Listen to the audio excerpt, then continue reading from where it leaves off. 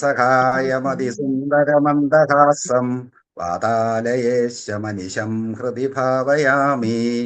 മൂകം കരോതി വാചാലം പങ്കും ലംഘയതേ ഗിരിം യത്കൃപാദമഹം വന്ദേ പരമാനന്ദമാധവം.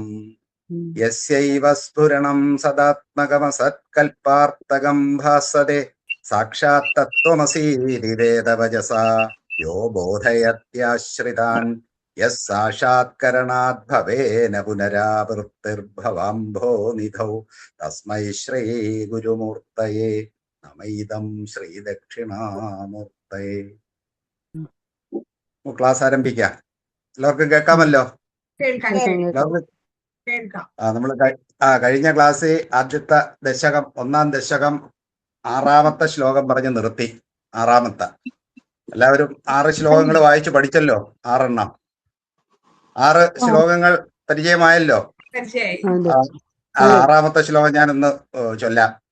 തത്തേ പ്രത്യഗ്രധാരാധര ലളിതകളായാവലീകേളികാരം ലാവണ്യസൈകസാരം സുഹൃതിജനദൃശാം പൂർണ്ണ പുണ്യാവതാരം ലക്ഷ്മീ നിശങ്കലീലാനിലയനം അമൃതസ്യന്തസന്തോഹമന്ദസിഞ്ച സഞ്ചിന്തഗാനാം ബപുർ അനുകലയേ മരുദാകാരനാഥ. നമുക്കിന്ന് 7ാമത്തെ ശ്ലോകത്തിലേക്ക് കടക്കാം. എല്ലാവരുടെയും ബുക്കൊക്കെ ഉണ്ടല്ലോ? ബുക്കുണ്ടല്ലോ. കഷ്ടാദേ സൃഷ്ടിചേഷ്ടാ ബഹുതര ഭവഖേദാവഹാ ജീവഭാജാം ഇത്യേവം പൂർവമാലോചിതമജിതമയാ നൈവമദ്യാഭിജാനേ. നോ ചേജ്ജീവാഗതം വാ മധുരതരമിദം ത്വദ്വപുർച്ഛിദ്രസാർദ്രം നേത്രൈ ശ്രോത്രൈശ്ച പീത്വാ പരമരസസുധാംഭോധി പൂരേ രമേരൻ. നമ്മളൊന്ന് മ്യൂട്ട് ചെയ്യണേ, അല്ലെങ്കിൽ ഇടയ്ക്കുള്ള സൗണ്ട് കേട്ടാലേ ക്ലാസിന്റെ ആ സൗണ്ട് കേൾക്കില്ല. അതൊന്ന് എല്ലാരും ഒന്ന് മ്യൂട്ട് ചെയ്യാം. കഷ്ടാദേ സൃഷ്ടിചേഷ്ട ബഹുതര ഭവഖേദാവഹ ബഹുതര ഭവഖേദാവഹ ജീവഭാജാം. കഷ്ട, വളരെ കഷ്ടം തന്നെ. തേ, അങ്ങയുടെ, ഗുരുവായൂരപ്പനോട് പറയുകയാണല്ലോ ഭട്ടതിരി, അങ്ങയുടെ ഈ എന്താണ് സൃഷ്ടിചേഷ്ട, അതായത് ഈ സൃഷ്ടി വ്യാപാരം, പരമാത്മാവായിരിക്കുന്ന ഗുരുവായൂരപ്പനിൽ നിന്നാണല്ലോ ഈ സൃഷ്ടിസ്ഥിതി സംഹാരങ്ങളെല്ലാം നടക്കുന്നത്. അങ്ങയുടെ ഈ സൃഷ്ടിചേഷ്ട വളരെ കഷ്ടം തന്നെ. എന്തുകൊണ്ടാണ്? ബഹുതര ഭവഖേദാവഹം. ബഹുതരം, വളരെ വലിയ രീതിയിലുള്ള ഭവം. ഭവം എന്ന് വെച്ചാൽ സംസാര ദുഃഖം. നമ്മളെല്ലാം പെട്ടിരിക്കുന്നത് ഈ സംസാര ദുഃഖത്തിലാണ്. അതിനാണ് ഭവം. ഭവിച്ചുകൊണ്ടിരിക്കുകയല്ലേ ജീവിതം. അതുകൊണ്ട് തന്നെ ഭവം എന്ന് പറയും. സംസാരം എന്ന് പറഞ്ഞാൽ സംസരിക്കുന്നത്, ഇങ്ങനെ അനുദിനം അല്ലെങ്കിൽ അടിക്കടി മാറ്റത്തിന് വിധേയമായി കൊണ്ടിരിക്കുന്നതുകൊണ്ടാണ് ഭവം. ആ ഭവഖേദാവഹാം, ഈ സംസാരത്തിന് വളരെയധികം ഖേദം. ഖേദം എന്ന് വെച്ചാൽ ദുഃഖം. ദുഃഖം ഉണ്ടാക്കുന്നതാണ് നമ്മുടെ ഈ സംസാര യാത്ര. ആവഹ എന്ന് വെച്ചാൽ ആവഹിക്കുന്നത്. ദുഃഖമിങ്ങനെ എപ്പോഴും വന്നുകൊണ്ടിരിക്കുന്നതാണ് നമ്മുടെ ഈ സംസാര ജീവിതം. അത് വളരെ കഷ്ടം തന്നെ. അത് അങ്ങുണ്ടാക്കിയതാണല്ലോ. അങ്ങേ സൃഷ്ടി നടത്തിയില്ലായിരുന്നെങ്കിൽ ഈ പ്രശ്നങ്ങളൊന്നും ഇല്ലായിരുന്നല്ലോ. അതാണ് കഷ്ടാദേ സൃഷ്ടിചേഷ്ട ബഹുതര ഭവഖേദാവഹ. ഖേദം ആവഹിക്കുന്നത് എന്ന് വെച്ചാൽ ഖേദം ഉണ്ടാക്കുന്നത്. ജീവഭാജാം, ജീവജാലങ്ങൾക്ക്, എല്ലാവർക്കും, മനുഷ്യർക്ക് മാത്രമല്ല എല്ലാ ജീവജാലങ്ങളും ഈ സംസാരത്തിൽപ്പെട്ട് ഉഴലുകയാണല്ലോ ഗുരുവായൂരപ്പ. ഇതിയേവം പൂർവമാലോചിതമജിത. അപ്പൊ മാറി. എന്ന് വെച്ചാൽ ഇപ്രകാരം, പൂർവം, മുമ്പ്. ഞാൻ ഈ ഗുരുവായൂർ വന്ന് അങ്ങയുടെ മുമ്പിലിരുന്ന് ഈ നാരായണീയ രചന തുടങ്ങുന്നതിന് മുമ്പ്, അതാണ് പൂർവം. ആലോചിതം എന്ന് വെച്ചാൽ ചിന്തിച്ചു, എന്നാൽ ചിന്തിക്കപ്പെട്ടിരുന്നു മുമ്പ്. ഇപ്പൊ അത് മാറിയെന്ന് പറയാൻ പോവാണേ. ഏവം പൂർവമാലോചിതം അജിത. അജിത എന്നുള്ളത് ഭഗവാന്റെ വിശേഷണമാണ്. ആരാലും തോപ്പിക്കപ്പെടാൻ പറ്റാത്തവൻ, ആരാലും ജയിക്കപ്പെടാൻ, ആർക്കും തോപ്പിക്കാൻ പറ്റാത്തയാളാണ് ഭഗവാൻ. അതുകൊണ്ട് മായയിൽ നിന്ന് അതീതനായിരിക്കുന്നതുകൊണ്ട് അജിതൻ എന്ന് ഭഗവാൻ വിഷ്ണു സഹസ്രനാമത്തിലൊക്കെ ഉണ്ടല്ലോ അജിത. ആ അജിത എന്നുള്ള വാക്കാണേ. ഇത്യേവം പൂർവമാലോചിതമജിത മയ. എന്നാൽ നേരത്തെ അങ്ങനൊരു ചിന്തയുണ്ടായിരുന്നു. അങ്ങയുടെ ഈ സൃഷ്ടിചേട്ട ഈ സംസാരത്തിൽ വളരെയധികം ദുഃഖം ഉണ്ടാക്കുന്നതാണല്ലോ. അതുകൊണ്ട് അത് വളരെ കഷ്ടം തന്നെയാണ്. അത് വളരെ ഹിംസാത്മകമാണെന്ന് പറയാണ്. കഷ്ടം, അത്രയും വളരെ ഒരു ഘോരമായ പണിയാണ് കാണിച്ചിരിക്കുന്നത് ഈ ഭക്തരോട്. നൈവമദ്യാഭിജാനേ ന ഏവം അദ്യ അഭിജാനേ ന ഇല്ല. അദ്യ എന്ന് വെച്ചാൽ ഇന്ന് അല്ലെങ്കിൽ ഇപ്പോൾ എനിക്ക് അങ്ങനെ തോന്നുന്നില്ല. അഭിജാനി എന്ന് വെച്ചാൽ അറിയുന്നു. ന അഭിജാനി എന്ന് വെച്ചാൽ അറിയുന്നില്ല. ഇപ്പോൾ ഞാൻ അങ്ങനെ ചിന്തിക്കുന്നില്ല. കാരണം ഇപ്പോൾ എന്തോ കിട്ടിയിട്ടുണ്ട്. നേരത്തെ ഉള്ളതിൽ നിന്നൊരു വ്യത്യാസം ഭട്ടതിരിക്ക് കിട്ടിയതുകൊണ്ട് പറയുകയാണ്. നൈവമദ്യാഭിജാനേ ന ഏവം അദ്യ ഇപ്പോൾ എന്നർത്ഥം, അല്ലെങ്കിൽ ഇന്ന്. അഭിജാനേ ന അഭിജാനേ എന്ന് എടുക്കണം. അത് എനിക്കിപ്പോൾ ഞാൻ ആ രീതിയിൽ ചിന്തിക്കുന്നില്ല. നോ ചേത് ജീവാഗതം വാ. നോ ചേത് ജീവ. നോ ചേത് ജീവ ആണ് ചേർത്ത് എഴുതുമ്പോൾ നോ ചേത് ജീവ കഥം വാ. എങ്ങനെയാണ്? രണ്ട് രീതി നമ്മൾ പറയും. ആ സൃഷ്ടി നടന്നില്ലെങ്കിൽ നോ ചേത് ജീവ, ഈ ജീവജാലങ്ങൾ പിന്നെ എവിടുന്ന് വരാനാണ്? അതാണ് നോ ചേത് ജീവ. സൃഷ്ടി നടന്നില്ലെങ്കിൽ ജീവജാലങ്ങൾ തന്നെ ഇല്ലല്ലോ. എവിടെയാണ് ഈ സൃഷ്ടിജാലങ്ങൾ? അത് നടക്കില്ലല്ലോ. പക്ഷെ ആ കഥം എന്നുള്ള ഇപ്പുറത്തോട്ട് എടുത്തോളണം. കഥം വാ മധുരതരം ഇതം മധുരതരം. ഈ മധുരതരം ഏതോ ഒരു മധുരമായ അനുഭവത്തിന് ഭട്ടതിരി പാത്രമായി വിരിക്കുകയാണ്. അതാണ് മധുരതരം. മധുരത്തിനേക്കായും കുറച്ചും കൂടെ കമ്പാരിറ്റീവ് ആയിട്ട് മധുരതരം ഇതം ത്വദ്വപുർ ഛിദ്രസാർദ്രം. ത്വദ്വപു എന്ന് വെച്ചാൽ അങ്ങയുടെ ശരീരം, അങ്ങയുടെ ഈ രൂപമാണല്ലോ എന്റെ മുമ്പിൽ ഇരിക്കുന്നത്. അതായത് കഥ കണ്ടുകൊണ്ടാണ് ഞാൻ ഈ രചന നടത്തുന്നത്. അതാണ് ത്വദ്വപു. അത് എങ്ങനെയുള്ളതാണ്?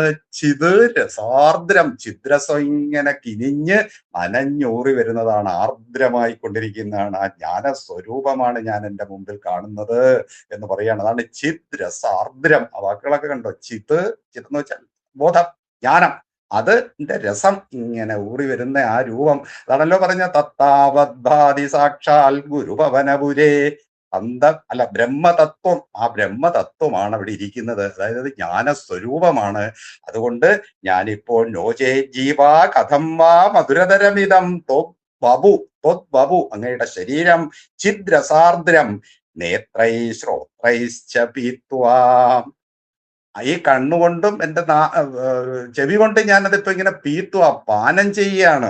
അതായത് ചെവി കൊണ്ടും പാനം ചെയ്യുന്നു, കണ്ണുകൊണ്ടും പാനം ചെയ്യുന്നു, ആസ്വദിക്കുന്നു എന്ന അർത്ഥത്തിലാണ്. അതായത് ഗുരുവായൂരപ്പന്റെ രൂപം ഇവിടെ ഉണ്ട്.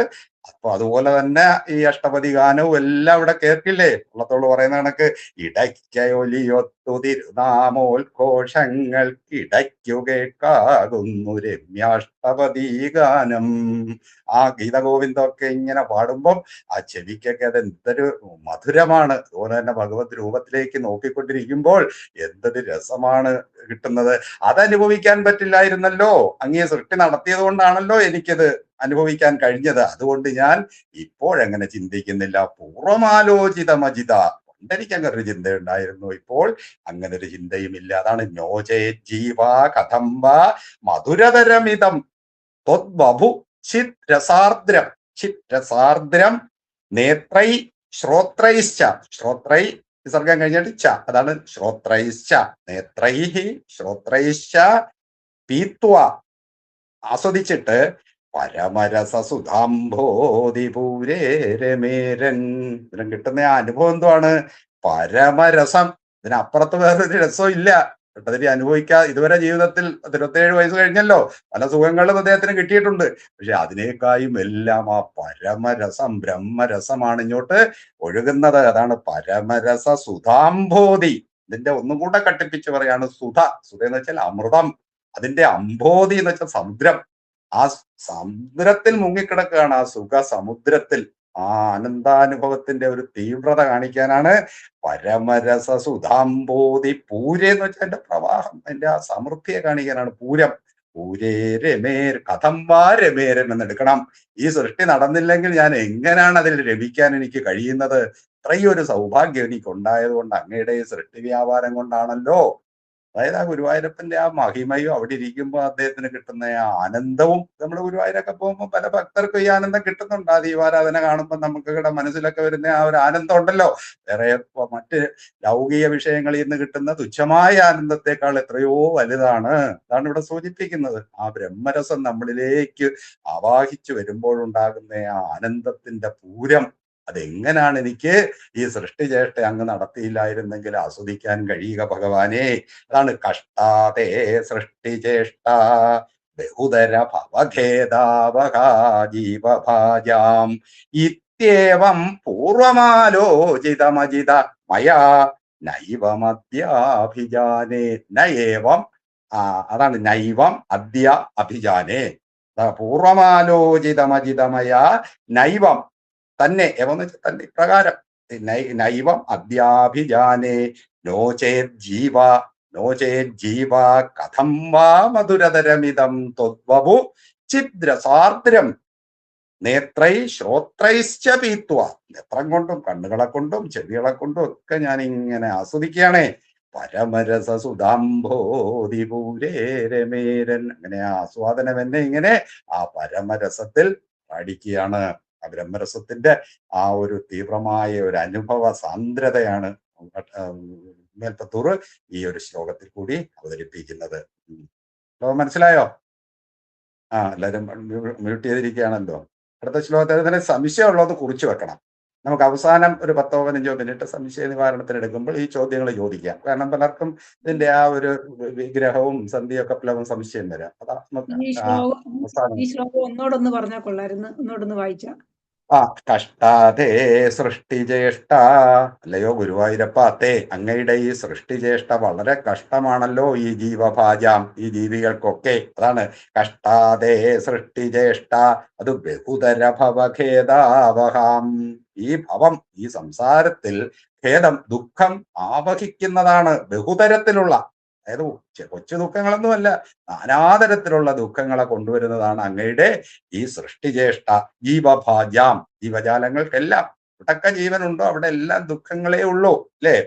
ഇതീയേവം, ഇപ്രകാരം, ഇതി എന്ന് വെച്ചാൽ ഇപ്രകാരം എന്നർത്ഥം. ഇപ്രകാരം ഏവം പ്രകാരം പൂർവമാലോചിതം പൂർവമാലോചിതം. പൂർവം എന്ന് വെച്ചാൽ നേരത്തെ, അതായത് ഇവിടെ ഗുരുവായൂർ വന്ന് ഭജനം പാർക്കുന്നതിന് മുമ്പേ പൂർവമാലോചിതം ഞാൻ ചിന്തിച്ചു.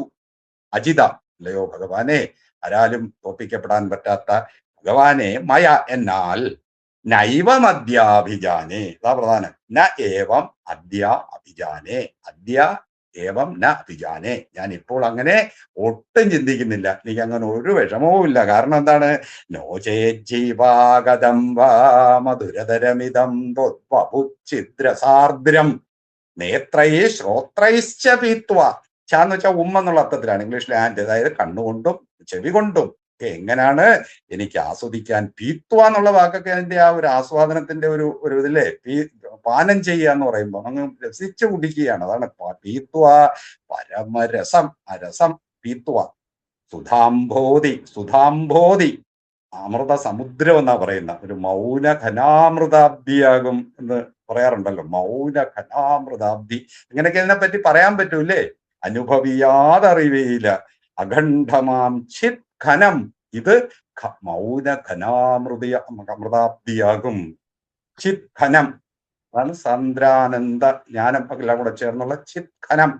അതുപോലുള്ളൊരു അനുഭവത്തിൽ എനിക്ക് എങ്ങനെയാണ് രമിക്കാൻ കഴിയുന്നത്? അതാണ് ഈ ശ്ലോകത്തിന്റെ താല്പര്യം. മനസ്സിലായല്ലോ? 7, 8. നമ്രാണാം സന്നിധൽസേ സതതമപി പുരസ്തൈരനഭ്യർത്ഥിതാനപ്യർത്ഥാൻ കാമാനജസ്രം വിതരതി പരമാനന്ദസാന്ദ്രാം ഗതിം ച. ഇത്തം നിശേഷലഭ്യോ നിരവധിക ഫല പാരിജാതോ ഹരേ ത്വം. ക്ഷുദ്രം തം ശക്രവാടീദ്രുമം അഭിലഷതി വ്യർത്ഥം അഭിബ്രജോയം. വീണ്ടും വർണ്ണിക്കുകയാണേ. നമ്രാണാം, പദം പിരിക്കുന്ന ശ്രദ്ധിച്ചോ. നമ്രാണാം സന്നിധൽസേ സതതം അപി. സതതമപി പുരൈ വിസർഗം. തൈർ അനഭ്യർത്ഥിതാൻ. 3 വാക്കുണ്ട് അവിടെ. പുര, തൈ. അനഭ്യർത്ഥിതാൻ അപി, വീണ്ടും അർത്ഥാൻ. കാമാൻ അജസ്രം വിതരസി പരമാനന്ദസാന്ദ്രാം ഗതിം ച.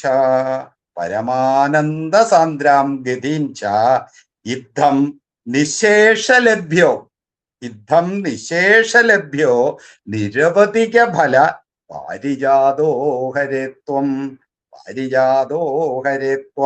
ക്ഷുദ്രം തം ശക്രവാടീദ്രുമം.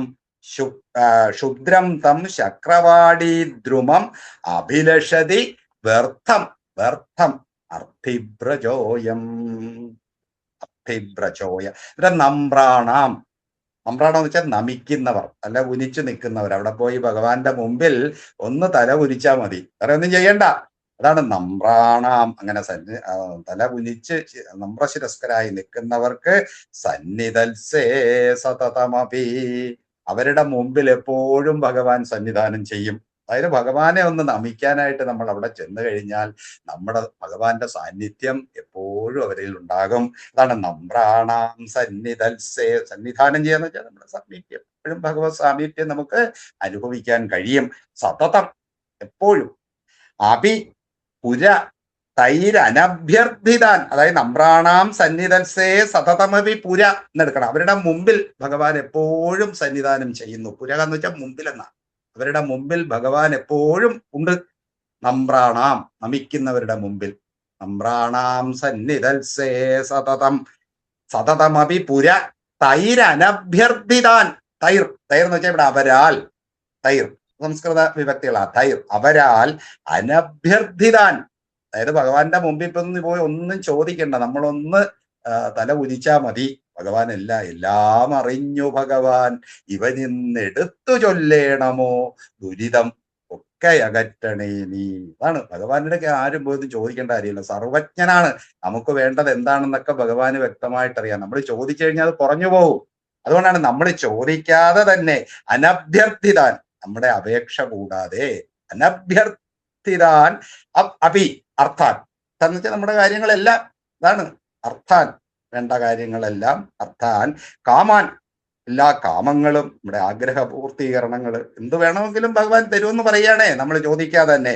അർത്ഥാൻ കാമാൻ അജസ്രം, അതും സതതമാണ്, എല്ലായ്പ്പോഴും എന്നാണ് അജസ്രം. എപ്പോഴും വിതരസി, വിതരണം ചെയ്യുന്നു, നമുക്ക് തന്നുകൊണ്ടേയിരിക്കും ഭഗവാൻ. നമ്മളാകപ്പാട് ചെയ്യേണ്ടത് ഗുരുവായൂരപ്പനെ പോയി ഒന്ന് നമസ്കരിച്ചാൽ മാത്രം മതി എന്നാണ് പറയുമ്പോൾ കുറച്ച് അതിശയോക്തി ചേർത്ത് പറയുകയാണേ. ഇത് ആദ്യം നമ്മൾ എവിടെ പോയി നമസ്കരിക്കുക, അത് കഴിഞ്ഞ് പിന്നെ പല സാധനങ്ങളിലോട്ടും ആ ഭക്തൻ വഴുതി വീഴുമെന്ന് അറിയാം. അതുകൊണ്ടാണ് ആദ്യം ഒരു തുടക്കം കുറിക്കുന്നത്. അതാണ് നമ്രാണാം സന്നിധൽസേ സതതമപി പുര, സതതമപി പുര തൈരനഭ്യർത്ഥിതാൻ. തൈർ, അവരാൽ അർത്ഥിക്കപ്പെടാതെ, അല്ലെങ്കിൽ അവരാൽ അപേക്ഷിക്കപ്പെടാതെ തന്നെ. അർത്ഥാൻ കാമാൻ, അർത്ഥങ്ങൾ, എന്ത് ആവശ്യങ്ങളും എന്ത് കാര്യങ്ങളും, അതാണ് അർത്ഥം. പിന്നെ കാമാൻ, നമ്മുടെ ആഗ്രഹങ്ങളും എല്ലാം. കാമാൻ അജസ്രം വിതരസി, ആ കാമങ്ങളെല്ലാം ഒരു മുടക്കുമില്ലാതെ വിതരസി, തന്നുകൊണ്ടേയിരിക്കും. പിന്നെന്താ ചെയ്യും? പരമാനന്ദ സാന്ദ്രാം ഗതിം ച, പരമാനന്ദ സാന്ദ്രാം ഗതി, അതാണ് മോക്ഷം. നമ്മൾ ഈ പുരുഷാർത്ഥങ്ങളുണ്ടല്ലോ, ധർമ്മ അർത്ഥ കാമ മോക്ഷം, ഇതാണ് മോക്ഷമാണ് നമ്മുടെ ആ പരമാനന്ദ ഗതി. അവിടെ ചെന്ന് കഴിഞ്ഞാലേ നമുക്ക് പിന്നെ പൂർണ്ണത വരിക. അതുവരെ നമ്മുടെ കാമങ്ങൾക്ക് വല്ല പൂർണ്ണതയുണ്ടോ? അർത്ഥത്തിൽ ധർമ്മത്തിൽ കൂടിയുള്ള അർത്ഥം നേടി, അർത്ഥത്തിൽ കൂടി കാമം നേടി നമ്മൾ ഇവിടെ വെച്ചങ്ങ് നിൽക്കും. പിന്നെ മോക്ഷത്തിലേക്ക് പോണില്ല. ആ സുഖം സൗകര്യം നമുക്ക് ആർക്കും പോയി വന്നവരൊന്നും ഇല്ലല്ലോ. പക്ഷെ അത് ഒരു പരമാനന്ദ സാന്ദ്രാം ഗതിയാണ്. അതാണ് നമ്മുടെ ഒരു ജീവന്റെ ആത്യന്തികമായ ലക്ഷ്യം. അല്ലെങ്കിൽ ഈ സൈക്കിൾ ഇങ്ങനെ കിടന്ന് കറങ്ങും. ധർമ്മം ചെയ്യുക, അർത്ഥം ഉണ്ടാക്കുക, അതുകൊണ്ട് കാമം നിറവേറ്റുക, വീണ്ടും ഇങ്ങനെ സ്വർഗലോകം താഴെ വരും. അങ്ങനെയുള്ള ആ ഒരു കറക്കം. പക്ഷെ ഈ മോക്ഷം വന്നു കഴിഞ്ഞാൽ പിന്നെ യം ഗത്വാ ന നിവർത്തന്തേ ദദ്ധാമ പരമം മമ എന്ന് ഭഗവത്ഗീത പറയും. ഏതൊന്നിലെത്തിയാൽ പിന്നെ തിരിച്ചു വരവില്ലയോ. അവസാനം ഭഗവാൻ ആ സായുജ്യം തന്ന് നമ്മളെ അനുഗ്രഹിക്കുക. അടുത്ത ശ്ലോകത്തിൽ പറയും എങ്ങനെയാണ് ഭഗവാൻ ആ സായുജ്യം തരുന്നതെന്നുള്ളത്. ആ ആന്തരഗതിയാണ് പറയുന്നത്. വിതരസി പരമാനന്ദ സാന്ദ്രാം ഗതി, ഗതി എന്ന് വെച്ചാൽ മോക്ഷം. ആ പരമാനന്ദ ആനന്ദമാകുന്ന ആ മോക്ഷ പ്രാപ്തിയും ഭഗവാൻ തരുന്നു ആണ് ഈ രണ്ട് വരിയുടെ അർത്ഥം. നമ്രാണാം സന്നിധൽസേ സതതമപി പുര തൈരനഭ്യർത്ഥിതാനപ്യർത്ഥാൻ കാമാനജസ്രം വിതരസി പരമാനന്ദ സാന്ദ്രാം ഗതിം ച. ആ മോക്ഷാനുഭവമാണ് ആ ജ്ഞാനപ്രാപ്തിന്റെ പരമകാഷ്ഠ. അത് കൂടെ തരും. അതായത് ജ്ഞാനം, പൂർണ്ണമായ അപരോക്ഷ ജ്ഞാനം ആ ഭഗവാൻ തരും ഒരു ഭക്തന്. ഇത്തം നിശേഷലഭ്യോ നിരവധിക ഫല പാരിജാതോ ഹരേത്വം അങ്ങനെ ഇങ്ങനെ മോക്ഷാനുഭവം വരെ തരുന്ന ഈ ഭഗവാൻ സാക്ഷാൽ പാരിജാതമാണ്. പാരിജാതം എന്ന് പറഞ്ഞാൽ ദേവലോകത്തിലെ ഒരു വൃക്ഷമാണ്. പല വൃക്ഷങ്ങളോടുണ്ട്, അതിൽ ഏറ്റവും ഉത്തമമായ വൃക്ഷമാണ് പാരിജാതം. ആ പാരിജാതമാണെന്ന് പറയുകയാണ്. ഇത്തം നിശേഷ ലഭ്യോ. ഇവിടെ ഒരു പ്രത്യേക പ്രയോഗം, അത് ആർക്കും ലഭിക്കുന്നതാണ്. ഒരു കാര്യം മാത്രം ചെയ്താൽ മതി, ഭഗവാനെ പോയി ആരവിടെ ജാതി മത വ്യത്യാസങ്ങളൊന്നും ഭഗവാൻ ഇല്ല. നിശേഷ ലഭ്യോ, എല്ലാവർക്കും ലഭിക്കുന്നതാണിത് എന്നെടുത്ത് പറയുകയാണ്. നിശേഷ ലഭ്യോ നിരവധിക ഫലം. നിരവധികം എന്ന് വെച്ചാൽ അവധിയില്ലാത്ത, യാതൊരു പരിധിയുമില്ലാത്ത ഫലങ്ങൾ ഭഗവാൻ തന്നുകൊണ്ടിരിക്കും. ബാക്കിയുള്ള എവിടുന്ന് കിട്ടുന്നതിന് ഒരു പരിധിയുണ്ട് അല്ലേ? ഏത് ലൗകിക സുഖത്തിനും ഒരു പരിധിയുണ്ട്. പക്ഷേ ഭഗവാൻ തരുന്നത് നിരവധിക ഫലപ്പാരി, അങ്ങനെയുള്ള പാരിജാതമാണ് ഭഗവാൻ. നമ്മൾ പോയി സ്വർലോകത്ത് പോയി വളരെയധികം ബുദ്ധിമുട്ടി അവിടെ എത്തിയാലും ആ പാരിജാതത്തിന് തരാൻ കഴിയുന്ന കഴിവുകളും അതിന്റെ ഒക്കെ വളരെ ലിമിറ്റഡ് ആണ്, വളരെ പരിമിതമാണ്. പക്ഷെ ഇവിടെ എന്താണ്, നിരവധിക ഫലം, അതായത് ഒരു പരിധിയുമില്ലാത്ത നമ്മുടെ ഇഷ്ടങ്ങൾ നടന്നുകൊണ്ടേയിരിക്കും ഭഗവാന്റെ. അങ്ങനെയുള്ള പാരിജാതോഹരേത്വം, അങ്ങനെ നിശേഷമായി എല്ലാവർക്കും ഒരുപോലെ തന്നെ എന്താവശ്യപ്പെട്ടാലും കൊടുക്കുന്ന ആ പാരിജാത വൃക്ഷമാണ് അങ്ങ്. ലയോ ഹരേ, ഹരേ ഹരേ എന്നുള്ളത് എല്ലാ പാപങ്ങളെയും ഇല്ലാതാക്കുന്നവൻ, ഹരിക്കുന്നവൻ എന്നുള്ള അർത്ഥത്തിലാണ്. നമ്മുടെ എല്ലാ പാപങ്ങളെയും ഭഗവാൻ ഏറ്റെടുക്കുള്ളൂ. അത് നിശേഷ ലഭ്യോ, ആർക്കും അത് സ്വായത്തമാക്കാം. അവിടെ പോയി ഭഗവാനെ ഭക്തിപൂർവ്വം ഒന്ന് നമിച്ചാൽ മതി. അതാണ് ഭഗവാന്റെ ഒരു പ്രഖ്യാപനം. ഗീതയിൽ ഭഗവാൻ അതെടുത്ത് പറയും. അഭിചേസ്സു ദുരാചാരോ ഭജതേ മാം അനന്യഭാഗ് സാധുരേവ സസ്മന്തവിയ സമ്യക് വ്യവസിതോ ഹി സ. ഇതിലൊരു പ്രസിദ്ധ ശ്ലോകമാണ്. അഭിചേസ്സു ദുരാചാരോ, ഏത് കൊട്ടിയ പാപിയായാൽ പോലും എന്നെ ഇങ്ങനെ അതായത് അനന്യചേതസായിട്ട് എന്നെ നമിക്കുന്നുവോ അവർക്ക് നല്ലവൻ തന്നെയാണെന്ന് പറയും. സാധുരേവ സമന്തവ്യ, അവനെ സാധുവായിട്ട് തന്നെ പരിഗണിക്കണമെന്ന് ഭഗവാൻ ഗീതയിൽ പറയുന്നുണ്ട്. അത് തന്നെയാണ് ഇവിടെ നിശേഷ ലഭ്യോ നിരവധിക ഫല പാരിജാതോ ഹരേത്വം ത്വം പാരിജാതഃ. അങ്ങ് പാരിജാതം തന്നെയാണ്. സ്വർഗലോകത്തിലെ ഏറ്റവും വിശിഷ്ടമായ ആ ഒരു വൃക്ഷം തന്നെയാണ്. അതിനോട് എന്ത് ചോദിച്ചാലും കിട്ടുമെന്നുള്ളതാണ് സങ്കല്പം. പക്ഷെ അതിന് എല്ലാം കൊടുക്കാൻ പറ്റില്ല. മോക്ഷഗതിയൊന്നും പാരിജാതത്തിന് കൊടുക്കാൻ പറ്റില്ല, അതിന് ലിമിറ്റുകളുണ്ട്. അതാണ് ആ ഗതിയും കൂടെ ഭഗവാൻ തരുന്നതുകൊണ്ട് പാരിജാതം സ്വർഗലോകത്തിലെ പാരിജാതമാണെന്നുള്ളതിന് അടുത്ത മാറ്റി പറയും. ഇത്തം നിശേഷലഭ്യോ നിരവധിക ഫല പാരിജാതോ ഹരേത്വം ക്ഷുദ്രം തം ശക്രവാടി ദ്രുമം അഭിലഷതി വ്യർത്ഥമർത്ഥിബ്രചോയം. പക്ഷെ ക്ഷുദ്രം തം, ഈ ഒരു സ്വർഗലോകത്ത് പോയി ആ പാരിജാതത്തിനോട് ഓരോന്ന് ചോദിച്ച് നമ്മുടെ അഭീഷ്ടങ്ങളൊക്കെ നേടുന്നത് അത്ര സാധ്യമല്ലല്ലോ. ഇത് ഗുരുവായൂർ പോയി ഒന്ന് തൊഴുതാ പോരെ. അതാണ് ക്ഷുദ്രം തം ശക്രവാടി ദ്രുമം. ഇങ്ങനെ ഭഗവാന്റെ ആ പാരിജാതത്തെ ഓർക്കുമ്പോൾ അവിടുത്തെ ദേവവൃക്ഷങ്ങൾക്ക് തരാൻ കഴിയുന്നത് ക്ഷുദ്രമാണ്. കാരണം അവർക്ക് പരിധിയുണ്ട്. അത് മാത്രമല്ല, അത് കിട്ടാൻ വേണ്ടി നമ്മൾ ഒരുപാട് കഷ്ടപ്പെടുകയും വേണം. അതാണ് ക്ഷുദ്രം. അത് ഞാൻ നിസ്സാരമായി കളയുകയാണ്. ക്ഷുദ്രം തം, ആ പേര് കേട്ട തം, ആ പേര് കേട്ട ശക്രവാടി ദ്രുമം. ദ്രുമം എന്ന് വെച്ചാൽ വൃക്ഷം. വിലഷതി വ്യർത്ഥമർത്ഥിബ്രജോയം. അർത്ഥിബ്രജം എന്ന് വെച്ചാൽ ആഗ്രഹിക്കുന്ന വ്രജം, ഈ കൂട്ടം, സമൂഹം, അത് വ്യർത്ഥമാണ്. അവരുടെ പണി വളരെ വ്യർത്ഥമാണ്. സ്വർഗലോകത്ത് പോയി കഴിഞ്ഞാൽ പിന്നെ അവിടുന്ന് പാരിജാതത്തിന്റെ ഒക്കെ ഫലമൊക്കെ ആസ്വദിച്ചിട്ട് അവിടെ കുറച്ച് നാൾ കഴിഞ്ഞ് വീണ്ടും തിരിച്ചു വരണ്ടേ. മറ്റടുത്ത് പോയി കഴിഞ്ഞാൽ മോക്ഷം ഗത്വാ ന നിവർത്തന്തേ തദ്ധാമ പരമം മമ. അതാണ് ഏറ്റവും സാന്ദ്രമായ പരമാനന്ദ ഗതി എന്ന് പറയാണ്. അത് തരാൻ ഭഗവാന് മാത്രമേ കഴിയൂ. ഗുരുവായൂരപ്പന് മാത്രമേ അങ്ങനെ ഈ മോക്ഷപ്രാപ്തി ആളുകൾക്ക് കൊടുക്കാൻ കഴിയൂ. അതുകൊണ്ട് ഈ പാരിജാതം ക്ഷുദ്രം ക്ഷുദ്രം തം ശക്രവാടി ദ്രുമം അഭിലഷതി. അത് ഈ ഭക്തജനങ്ങൾ അർത്ഥിബ്രജോയം, അജം അർത്ഥിപ്രജ, അർത്ഥിബ്രജം ഭക്ത സമൂഹത്തിനെ പറയുകയാണ്. ഓരോന്ന് അർപ്പിക്കാനായിട്ട് ഈ കാമങ്ങൾക്ക് വേണ്ടി സ്വർഗപ്രാപ്തി വരെ ആഗ്രഹിക്കുന്നവര് അത് വ്യർത്ഥമാണ്.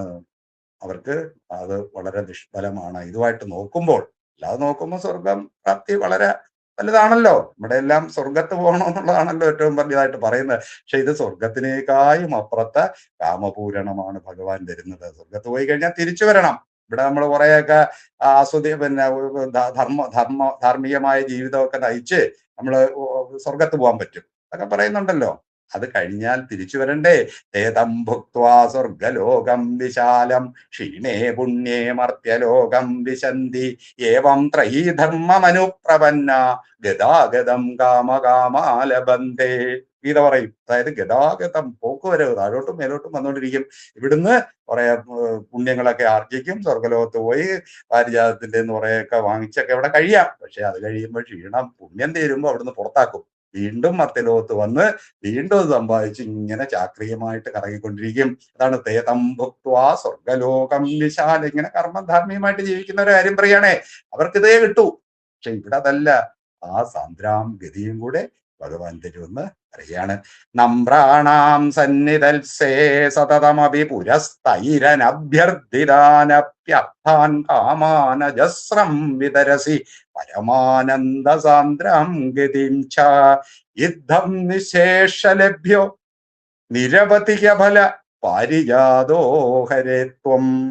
ത്വം അങ്ങ് ക്ഷുദ്രം തം ശക്രൻ ദേവൻ ആണ്. ശക്രൻ ദേവേന്ദ്രന്റെ പേരാണ്. ശക്രവാടി എന്ന് വെച്ചാൽ ദേവലോകത്തിലെ വാടി, ഉദ്യാനം. ദേവവാടീദ്രുമം. ഇവിടെ പലതരത്തിലുള്ള വൃക്ഷങ്ങളുണ്ട്. അതിലേതെങ്കിലും പോയി തന്റെ ഇഷ്ടപ്രാപ്തിക്ക് വേണ്ടി പ്രാർത്ഥിക്കുന്നത് എന്തൊരു ക്ഷുദ്രമായ പണിയാണ്. ഈ ഗുരുവായൂർ പോയെന്ന് തൊഴുതാ പോരെ, എല്ലാം ഭഗവാൻ തരും എന്ന് പറയുകയാണ്. ക്ഷുദ്രം തം ശക്രവാടീദ്രുമം അഭിലഷതി വർത്തമഭിലഷതി. ഒരു ശാശ്വത ഫലത്തിനും കിട്ടാത്ത രീതിയിൽ ആളുകൾ അഭിലഷിക്കുന്നു. അത് ക്ഷുദ്രം തന്നെയാണ്. ആരാണ്? ഈ അർത്ഥിബ്രജോയം. അർത്ഥിബ്രജം എന്ന് വെച്ചാൽ ഈ ഭക്തന്മാരെല്ലാം, അതായത് ഈ പറഞ്ഞ അർത്ഥിബ്രജം ആഗ്രഹം ഉള്ള ആൾക്കാർ. ഭക്തന്മാരെന്ന് പറയാൻ പറ്റില്ല, ഭക്തന്മാർക്ക് ഗുരുവായൂരപ്പൻ്റെക്കല്ലേ പോകൂ. ഈ ആഗ്രഹമുള്ളവരുടെ ആ കൂട്ടം, അതാണ് അർത്ഥിബ്രജോയം. ഇതാണ് ഈ ശ്ലോകത്തിന്റെ താല്പര്യം. എട്ടാമത്തെ ശ്ലോകം മനസ്സിലായോ? സംശയമുള്ളത് കുറിച്ചു വെച്ചേക്കാം അല്ലേ? നമ്രാണാം സന്നിധൽസേ സതതമപി പുരസ്തൈരനഭ്യർത്ഥിതാനപ്യർത്ഥാൻ കാമാനജസ്രം വിതരസി പരമാനന്ദ സാന്ദ്രം ഗതിം ച ഇത്തം നിശേഷലഭ്യോ നിരവധിക ഫല പാരിജാതോ ഹരേ ത്വം. ക്ഷുദ്രം തം ശക്രവാടീ ദ്രുമം അഭിലഷതി സമർത്ഥിബ്രജോയം. അടുത്ത പദ്യത്തിലോട്ട് പോ. 9ാമത്തെ ശ്ലോകം. കാരുണ്യാത് കാമമന്യം ദദതി ഖലു പരേ സ്വാത്മതസ്ത്വം വിശേഷാദൈശ്വര്യാദീശതേന്യേ ജഗതി പരജനേ സ്വാത്മനോബീശ്വരസ്ത്വം. ത്വയി ഉച്ചൈരാരമന്തി പ്രതിപദമധുരേ ചേതനാസ്ഫീതഭാഗ്യ ത്വം ചാത്മാരാമയേവേത് അതുലഗുണഗണാധാര ശൗരേ നമസ്തേ. മനോഹരമായൊരു ശ്ലോകമാണ് ഇത്. കാരുണ്യാത് കാമമന്യം ദദതി ഖലു പരേ.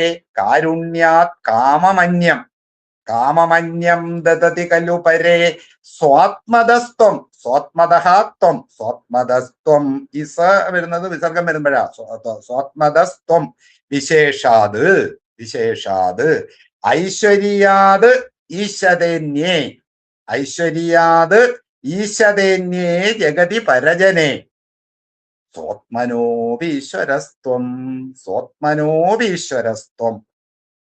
ത്വയി ഉച്ചൈരാരമന്തി.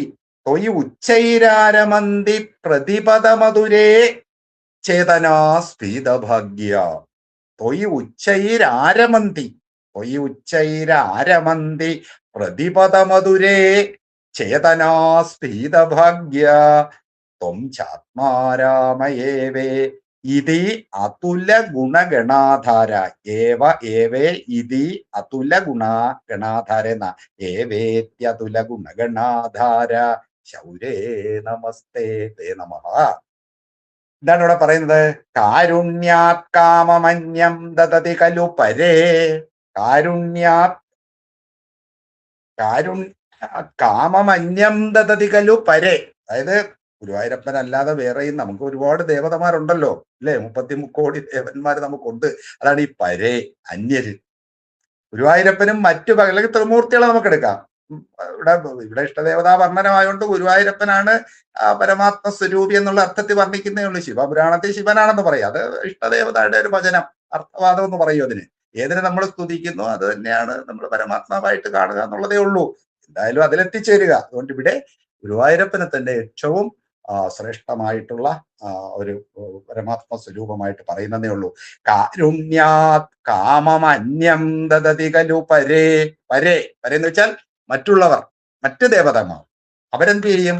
അന്യം കാമം ദദതി, മറ്റു കാമങ്ങളൊക്കെ ചെയ്യും. അതായത് ഈ സായുജ്യ പദവി കൊടുക്കാൻ പറ്റില്ല അവർക്ക്. മോക്ഷഗതി മറ്റാർക്കും കൊടുക്കാൻ കഴിയില്ല. അതാണ് ഗുരുവായൂരപ്പനുള്ള വ്യത്യാസം. മറ്റ് ധർമാർത്ഥ കാമ മോക്ഷങ്ങളൊക്കെ നടക്കും, പക്ഷേ ഈ മോക്ഷഗതിയിലോട്ട് അവർക്ക് പോകാൻ പറ്റില്ല. അതാണ് കാരുണ്യമുണ്ട്. നമ്മളിപ്പം ശിവഭഗവാനെ പോയി തൊഴുതാലും ശിവഭഗവാന് നമ്മളോട് കാരുണ്യമുണ്ട്. ആ ശിവഭഗവാൻ നമുക്ക് പല കാര്യങ്ങളും കലപകാമങ്ങളും നിറവേറ്റി തരും. അതാണ് കാരുണ്യാത്, കാരുണ്യം കൊണ്ട്. പരേ കാരുണ്യാത്. ദേവതമാരെല്ലാം കാരുണ്യമുള്ളവരാണ് ഭക്തന്മാരോട്. അതുകൊണ്ട് അന്യം കാമം ദദതി, ഈ പറഞ്ഞ കാമം തരാൻ അവർക്ക് പറ്റില്ല. അന്യം മറ്റ് കാമങ്ങളൊക്കെ അവർ നിറവേറ്റി തരും. ഗുരുവായൂരപ്പൻ എന്നുള്ള വ്യത്യാസം പറയാണ്.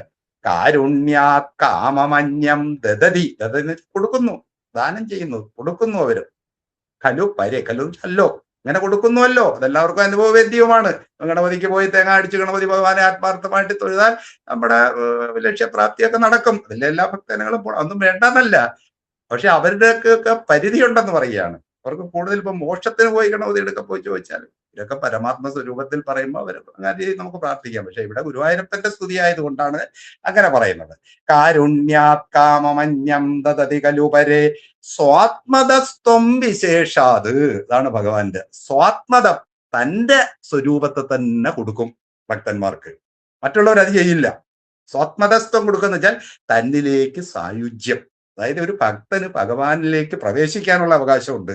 അഹം ബ്രഹ്മാസ്മി, ഞാൻ ബ്രഹ്മമാകുന്നു എന്നുള്ള ഭാവം നമുക്ക് എത്തിച്ചേരാം ഒരു ഭക്തന്. അത് ഗുരുവായൂരപ്പന്റെ ഭജനം കൊണ്ടേ നടക്കുള്ളൂ.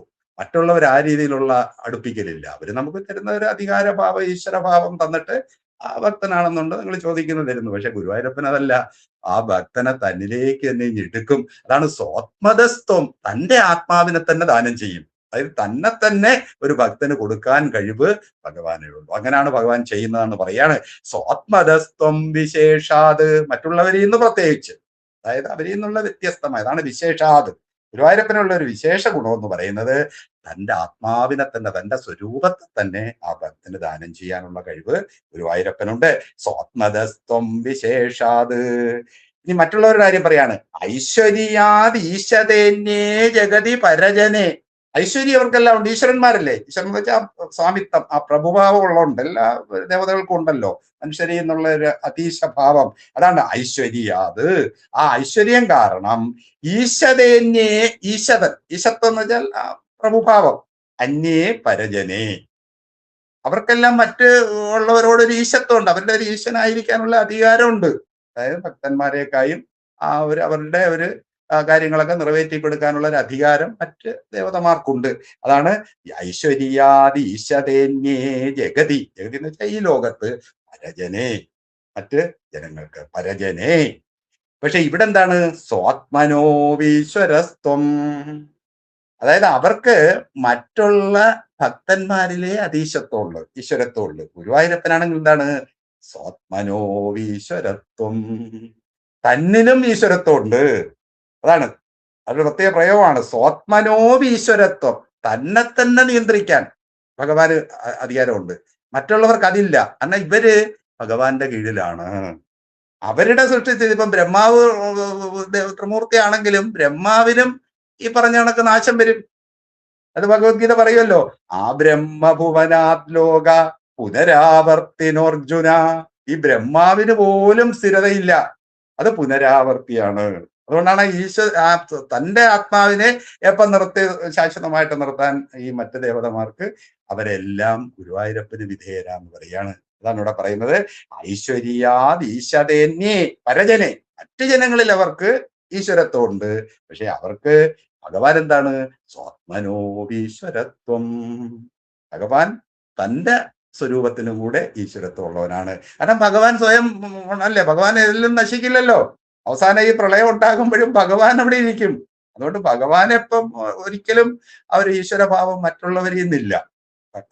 ബാക്കിയുള്ള ദേവതകൾക്കെല്ലാം പ്രജകളോട് അല്ലെങ്കിൽ ഭക്തന്മാരോട് ഈശ്വരത്വം ഉണ്ട്, അവരോട് ഈശ്വരത്വം ഇല്ല. അവരും ഭഗവാനെ അവസാനം പോയി ആശ്രയിക്കേണ്ടി വരും. നമ്മൾ ഇനി ഭാഗവത കഥകളും അല്ലെങ്കിൽ നാരായണീയ കഥകളിൽ പോകുമ്പോൾ അറിയാം, എന്ത് പ്രശ്നം ഉണ്ടെങ്കിലും നേരെ ഓടി ഒരു വൈകുണ്ഠത്തേക്കാണ് പോണ. ബ്രഹ്മാവായാലും ശിവനായാലും എല്ലാം. കാരണം അവർക്ക് അവരിൽ ഈശ്വരത്വം ഇല്ല. അവർക്ക് ചെയ്യാൻ പറ്റുന്നതും ഭഗവാന്റെ കഴിവുകൊണ്ടേ അവർക്ക് പറ്റുള്ളൂ. അതാണ് ഇവിടെ എടുത്ത് പറയുന്നത്. സ്വാത്മനോവീശ്വരത്വം സ്വാത്മനഹ അപി ഈശ്വരത്വം. അങ്ങടെ തന്നെ ഈശ്വരനാണല്ലോ. ഭഗവത്ഗീത പറയല്ലോ, പ്രകൃതിയും സ്വാം അവഷ്ടഭ്യ സംഭവാമി യുഗേ യുഗേ. ഭഗവാൻ പറയും, ഞാൻ എന്റെ മായയിൽ നിന്ന് ഞാൻ സ്വയം ഭവിക്കുന്നവനാണ്, എനിക്കതിന് നിയന്ത്രണമുണ്ട്, മറ്റുള്ളവർക്ക് അത് പറ്റില്ല. അതാണ് പ്രകൃതിയും സ്വാം അവഷ്ടഭ്യ. എന്റെ ഈ പ്രകൃതി ഉണ്ടല്ലോ, അതിനെ ഞാൻ നിയന്ത്രണത്തിൽ നിർത്തിയിട്ട് സംഭവാമ്യ ആത്മമായയാ, എന്റെ മായയിൽ ഞാൻ ജനിക്കുകയാണ്. അങ്ങനെ ഒരു ഉൽപ്പത്തി ഭഗവാന് പറയാൻ പറ്റില്ല. ഭഗവാൻ തന്നെയാണ് അതിന്റെ ഉൽപ്പത്തിയും എല്ലാം തീരുമാനിക്കുന്നത്. അതുകൊണ്ടാണ് സ്വാത്മനോവീശ്വരത്വം. തന്റെ സ്വരൂപത്തിന് പോലും അങ്ങക്ക് മാത്രമേ ഈശ്വരത്വമുള്ളൂ, മറ്റുള്ള ദേവതമാർക്ക് അതില്ല. അവരന്യ ആളുകളുടെ പേരിൽ അവർക്ക് ഈശ്വരത്വമുണ്ട്. ത്വയ്യുച്ചൈരാരമന്തി പ്രതിപദമധുരേ ചേതനാസ്ഫീതഭാഗ്യ. ഇങ്ങനെയുള്ള ഭഗവാനെ ഒന്ന് നമസ്കരിക്കാനും ഭജിക്കാനും ഒക്കെ ആർക്കാണ്? സ്ഫീതഭാഗ്യ, നല്ല തഴപ്പ് ഉള്ള ഭാഗ്യശാലികൾ. സ്ഫീതം എന്ന് വെച്ചാൽ നല്ല മുറ്റിയ ഉള്ള ഭാഗ്യശാലികൾക്ക് മാത്രമേ കഴിയൂ എന്ന് പറയാണ്. തൊയ്യ് ഉച്ചൈരാരമന്തി, കഴിയുമല്ല, ചെയ്യുന്നവര് ഭാഗ്യവാന്മാരെന്ന് പറയാണ്. ഇങ്ങനെയൊക്കെ ഉള്ള ഭഗവാനെ ഭജിക്കാൻ കഴിയുന്നവർ സ്ഫീത ഭാഗ്യ, വളരെ തഴപ്പുള്ള ഭാഗ്യശാലികളാണല്ലോ. എന്താണ്? തൊയ്യ് ഉച്ചൈരാരമന്തി, ഇങ്ങനെയുള്ള ഭാഗ്യശാലികൾ അങ്ങയിൽ ഉച്ചൈരാരമന്തി, അവർക്ക് വേറെ ഒന്നിലും ലഭിക്കാനില്ല. അവരതിൽ തന്നെ ഉച്ചൈർ ഒരു വർധന കാണിക്കുകയാണ്. ഉച്ചൈരാരമന്തി, ഉച്ചൈസ്തരം എന്നൊക്കെ വളരെ ഉയർന്ന സ്ഥലത്തിന്. അങ്ങനെ അവര് അരമന്തി. ഭഗവാൻ എന്താണ്? പ്രതിപദ മധുരേ. ഈ മധുരത്വം തീരത്തില്ല, അടിക്കടി അത് ഇങ്ങനെ കൂടി വരും. നമ്മുടെ ഭക്തി കൂടുന്തോറും നമുക്ക് ഭഗവാൻ കൂടുതൽ മാധുര്യമുള്ളവനായിട്ട് വരും. അതാണ് പ്രതിപദ മധുരേ സ്വാദു സാധു പദേ പദേ എന്ന് ഭാഗവതം പറയും. അത് വായിക്കും തോറും നമുക്കിങ്ങനെ ഓരോ ശ്ലോകം കഴിയും തോറും അതിന്റെ ആസ്വാദ്യത ഇങ്ങനെ കിട്ടും. നാരായണീയത്തിനും അതാണ്. ഓരോ ദശകത്തിൽ കൂടി കടന്നു പോകുമ്പോഴും നമുക്ക് ആ ഭഗവാന്റെ ഒരു മാധുര്യം ഇങ്ങനെ കിട്ടിക്കൊണ്ടിരിക്കും. അതാണ് പ്രതിപദ മധുരേ, അടിക്കടി ആസ്വാദ്യജനകമാണ് ഭഗവാൻ. തൊയ്യ് ഉച്ചൈരാരമന്തി പ്രതിപദ മധുരേ ചേതന. എന്ന് വെച്ചാൽ ജീവജാലങ്ങളാണ് ചേതന. ആ സ്ഫീതഭാഗ്യ, വർദ്ധിച്ച ഭാഗ്യമുള്ള ആ ജീവികൾ എന്ത് ചെയ്യും? തൊയ്യ് ഉച്ചൈരാരമന്തി, മറ്റുള്ള ദേവതകളിലൊന്നും പോകാതെ അങ്ങയിൽ തന്നെ ഉച്ചൈരാരമന്തി, അവര് വളരെയധികം അതിൽ രമിക്കുന്നു. പ്രതിപദ മധുരേ, അത് ഭഗവാന്റെ വിശേഷണമാണ്. അടിക്കടി മധുരമായിരിക്കുന്ന, അതിലൊരു മധുരത്തിന് ഒരു കുറവും വരില്ല. എപ്പോഴും ഇങ്ങനെ മധുരാനുഭവം തന്നുകൊണ്ടിരിക്കുന്ന ആ ഭഗവാനിൽ സ്ഫീതഭാഗ്യ, തഴപ്പുള്ള ഭാഗ്യശാലികൾ അരമന്തി, ഉച്ചൈരാരമന്തി, വളരെ ഉറക്ക അവര് അരമന്തിച്ചുകൊണ്ടിരിക്കും. അതാണ് നന്ദതി നന്ദതി നന്ദത്യേവ എന്ന് പറയും. യസ്യ ബ്രഹ്മണിരമതേ ചിത്തം നന്ദതി നന്ദതി നന്ദത്യേവ എന്നാണ് ശങ്കരാചാര്യർ പറയുന്ന. അവന്റെ ആനന്ദം അനന്തിക്കുന്നു അനന്തിക്കുന്നു അനന്തിക്കുന്നു, മുഹുർ മുഹുർ മുഹുർ എന്നൊക്കെ ഭട്ടതിരി പറയുന്നതാണ്. വീണ്ടും വീണ്ടും അവർക്ക് ആസ്വാദ്യം കിട്ടിക്കൊണ്ടേയിരിക്കും. കാരുണ്യാത് കാമമന്യം ദദതി കലുപരേ.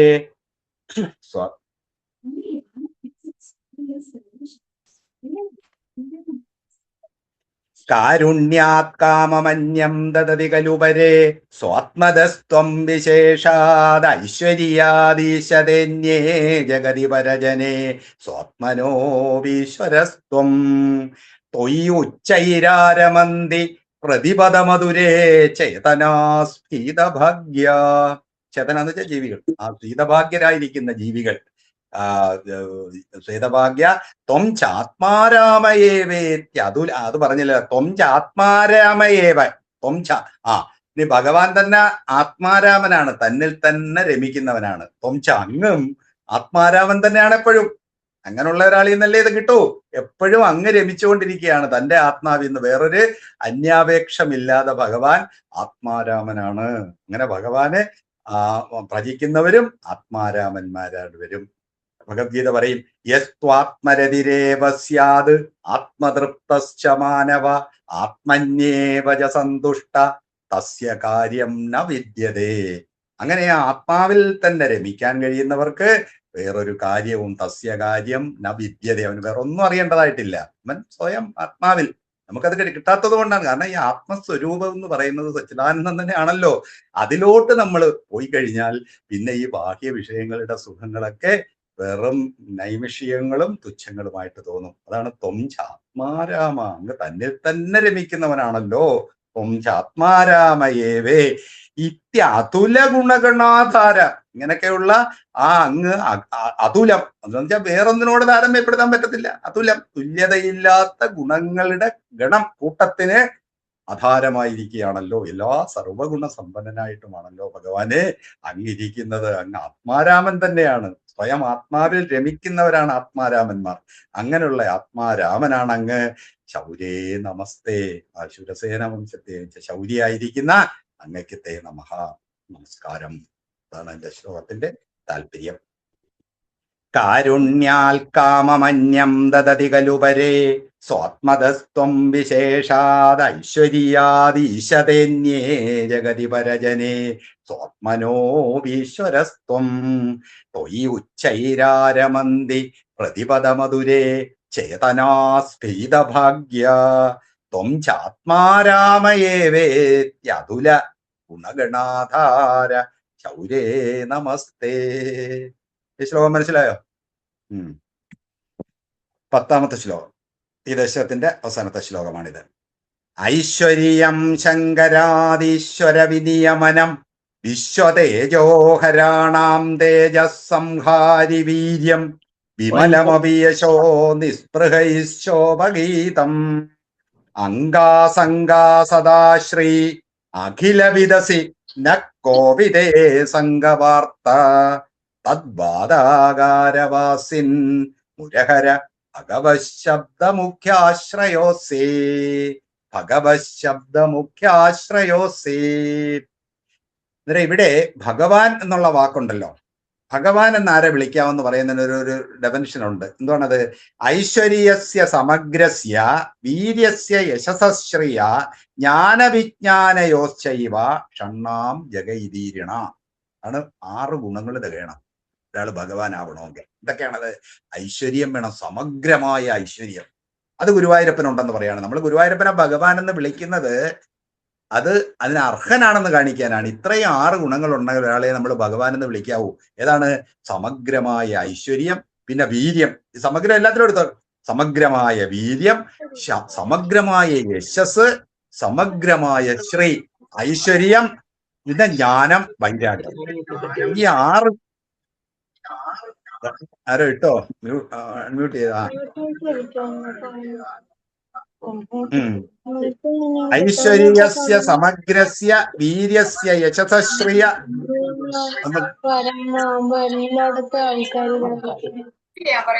ഒന്ന് മ്യൂട്ട് ചെയ്യണേ.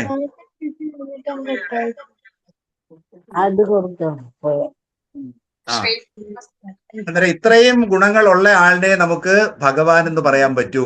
അന്നേരം ആ ഗുണങ്ങളെല്ലാം ഗുരുവായൂരപ്പനുണ്ടെന്ന് നീ പറയുകയാണ് ഈ ശ്ലോകത്തിൽ, 10ാം ശ്ലോകത്തിൽ. എന്താണ്? ഐശ്വര്യം, നേരത്തെ പറഞ്ഞല്ലോ, സമഗ്രമായ ഐശ്വര്യം.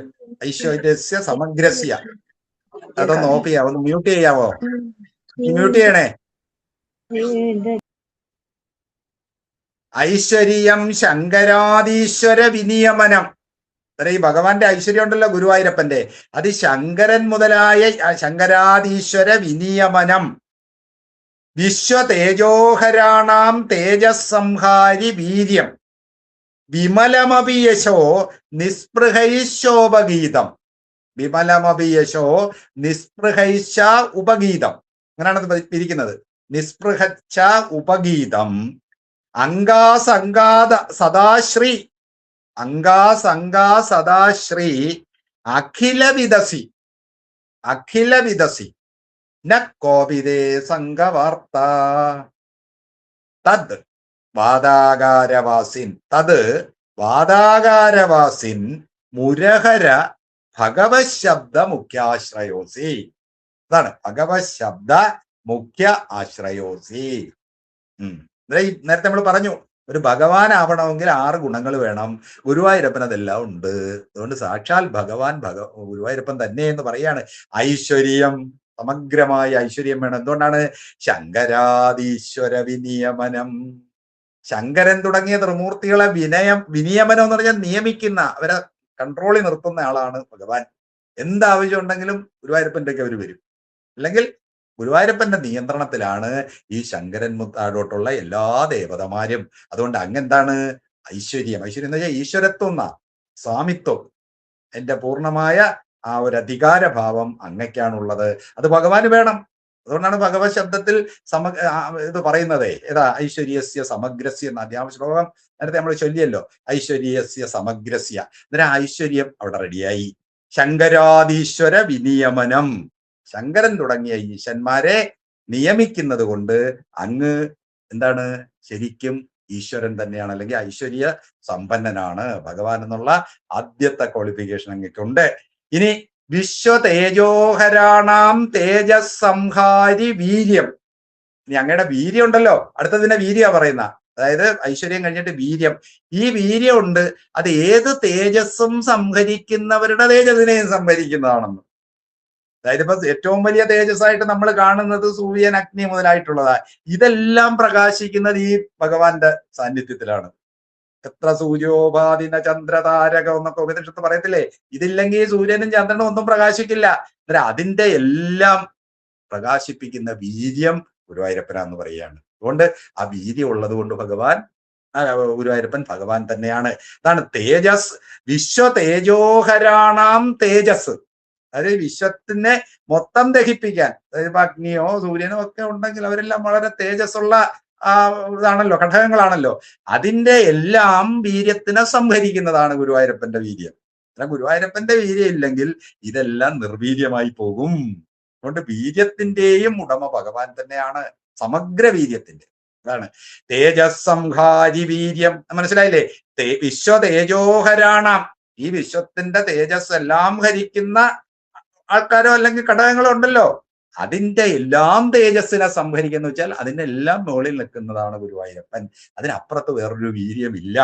അതാണ് വിശ്വതേജോഹരാണാം തേജസ്സംഹാരി വീര്യം വിമലമഭിയശോ നിസ്പൃഹൈശോപഗീതം. പിന്നെ ഭഗവാന്റെ യശസ് ഉണ്ടല്ലോ. എന്തൊക്കെ വന്ന്? ഐശ്വര്യം, വീര്യം, യശസ്, കീർത്തി. ഈ കീർത്തിയെ ആരാണ് പാടി പുകഴ്ത്തുന്നത്? നിസ്പൃഹന്മാർ. അവരൊന്നും ശ്രദ്ധിക്കാതെ നടക്കുന്ന, സ്പൃഹ എന്ന് വെച്ചാൽ ആഗ്രഹം, യാതൊരു ആഗ്രഹവും ഇല്ലാതെ നടക്കുന്നവർ പോലും ഭഗവാന്റെ കീർത്തിയെ പ്രശംസിച്ചാണ് നടക്കുന്നത്. ആഗ്രഹമില്ലാത്തവർക്ക് ആരെയും പ്രശംസിക്കുകയും സ്തുതിക്കുകയും വേണ്ടല്ലോ. പക്ഷെ ഈ ഗുരുവായൂരപ്പന്റെ ആ ഒരു എന്താണ് യശസ്, കീർത്തിയെപ്പറ്റി നിസ്പൃഹന്മാര് പോലും പാടി പുകഴ്ത്തുന്നുണ്ടല്ലോ എന്ന്. ഭഗവാന്റെ എന്തായി? യശസ്സായി. ആദ്യം പറഞ്ഞ ഐശ്വര്യമായി, വീര്യമായി, യശസ്സായി. ഭഗവാന് വേണ്ട 3 ഗുണങ്ങളായി. ഇനി അടുത്തേതാണ്? അങ്കാസദാശ്രീ. നമുക്കറിയാമല്ലോ, ഭഗവാന്റെ കൂടാണല്ലോ എപ്പോഴും ലക്ഷ്മി ഭഗവതി, ഐശ്വര്യം. ആ ഐശ്വര്യം, എല്ലാവിധമായ ആ ഗുണങ്ങളുടെയും ആധാരഭൂതയായിരിക്കുന്ന ഭഗവതി ഈ മഹാവിഷ്ണുവിന്റെ കൂടെയാണ്, അല്ലെങ്കിൽ ഗുരുവായൂരപ്പന്റെ കൂടെയാണ്. അതാണ് അങ്കാസദാശ്രീ. ശ്രീ, ആ ശ്രീഭാവം ഉണ്ട്, ആ ശ്രീത്വം പറയും ഭഗവാന്റെ ഗുണത്തിൽ. ഇവിടെ ഭഗവാന്റെ അംഗങ്ങളിൽ, ശരീരത്തിൽ പറ്റിച്ചേർന്നിരിക്കുകയാണ് ലക്ഷ്മി ഭഗവതി, അല്ലേ? പുരുരാഗത്താൽ പോലെ പറ്റി നിൽപ്പതുകാക പരന്ന പൊൻപോളയോ ചെമ്പൊൽത്താർ മകൾ താനോ എന്ന് വള്ളത്തോട് പറയും. അതായത് ആ മഹാലക്ഷ്മി ഭഗവാന്റെ മാറിൽ ഇങ്ങനെ ചേർന്നിരിക്കുകയാണ്. അതാണ് സദാശ്രീ. എപ്പോഴും അങ്ങയുടെ ശരീരത്തോട് ചേർന്ന് ഈ ഐശ്വര്യ ദേവത ഉണ്ടല്ലോ. അതുകൊണ്ട് അങ്ങക്ക് ശ്രീയുമുണ്ട്, സമഗ്രമായ ശ്രീയുമുണ്ട്. അഖില വിദസി, എല്ലാം അറിയുന്നവൻ, സർവജ്ഞൻ അങ്ങാണല്ലോ. അഖില വിദ് എന്നുവെച്ചാൽ എല്ലാം അറിയുന്നവൻ, അതും അങ്ങാകുന്നു. അസി എന്ന് വെച്ചാൽ ആകുന്നു എല്ലാം. അന്നേരം സർവജ്ഞത്വം അങ്ങക്ക് കിട്ടി. ഒരു 5 ഗുണങ്ങൾ ഭഗവാന് കിട്ടി, അല്ലേ? അതുകൊണ്ട് ഭഗവാൻ എന്നുള്ള. ഇനി ഒന്നും കൂടെ ഉണ്ട്. കോവിദേ സംഘവാർത്ത. അങ്ങക്ക് ആരോടെയും സംഘവും ഇല്ല, വൈരാഗ്യം. അതാണ് 6ാമത്തത്. ഒന്നിനോടും സംഘമില്ല. ഭഗവാൻ അങ്ങനെ വന്നുകൂടല്ലോ. ഭഗവാന്റെ സൃഷ്ടിയായിരിക്കുന്ന പ്രജകളോട് ഓരോന്നിനോട് സംഘം ഭഗവാൻ ഉണ്ടായിക്കഴിഞ്ഞാൽ എല്ലാം പോയില്ലേ? അതുകൊണ്ട് ഭഗവാൻ ആരോടെയും സംഘമില്ല. അതാണ് ഭഗവാൻ ഗീതയിൽ പറയുന്നത്, നമേ ദേഷ്യോസ്തിന പ്രിയ. എനിക്ക് ആരോടെ ദേഷ്യവും ഇല്ല, ഒരു പ്രിയവും ഇല്ല. കാരണം സംഘമില്ല. എല്ലാം ഭഗവാന്റെ ആൾക്കാരല്ലേ. ഇവരൊരു പ്രത്യേകിച്ച് ഒരു സംഘം വെച്ച് പുലർത്തേണ്ട കാര്യമുണ്ടോ? അതാണ് സംഘം എന്ന് പറഞ്ഞാൽ എന്തുവാ? സംഘം എന്ന് ചേർച്ച പറയുന്നത് ചേർച്ച ചേർത്ത അറ്റാച്ച്മെന്റ്, പിന്നെ ഒരു അടുപ്പം.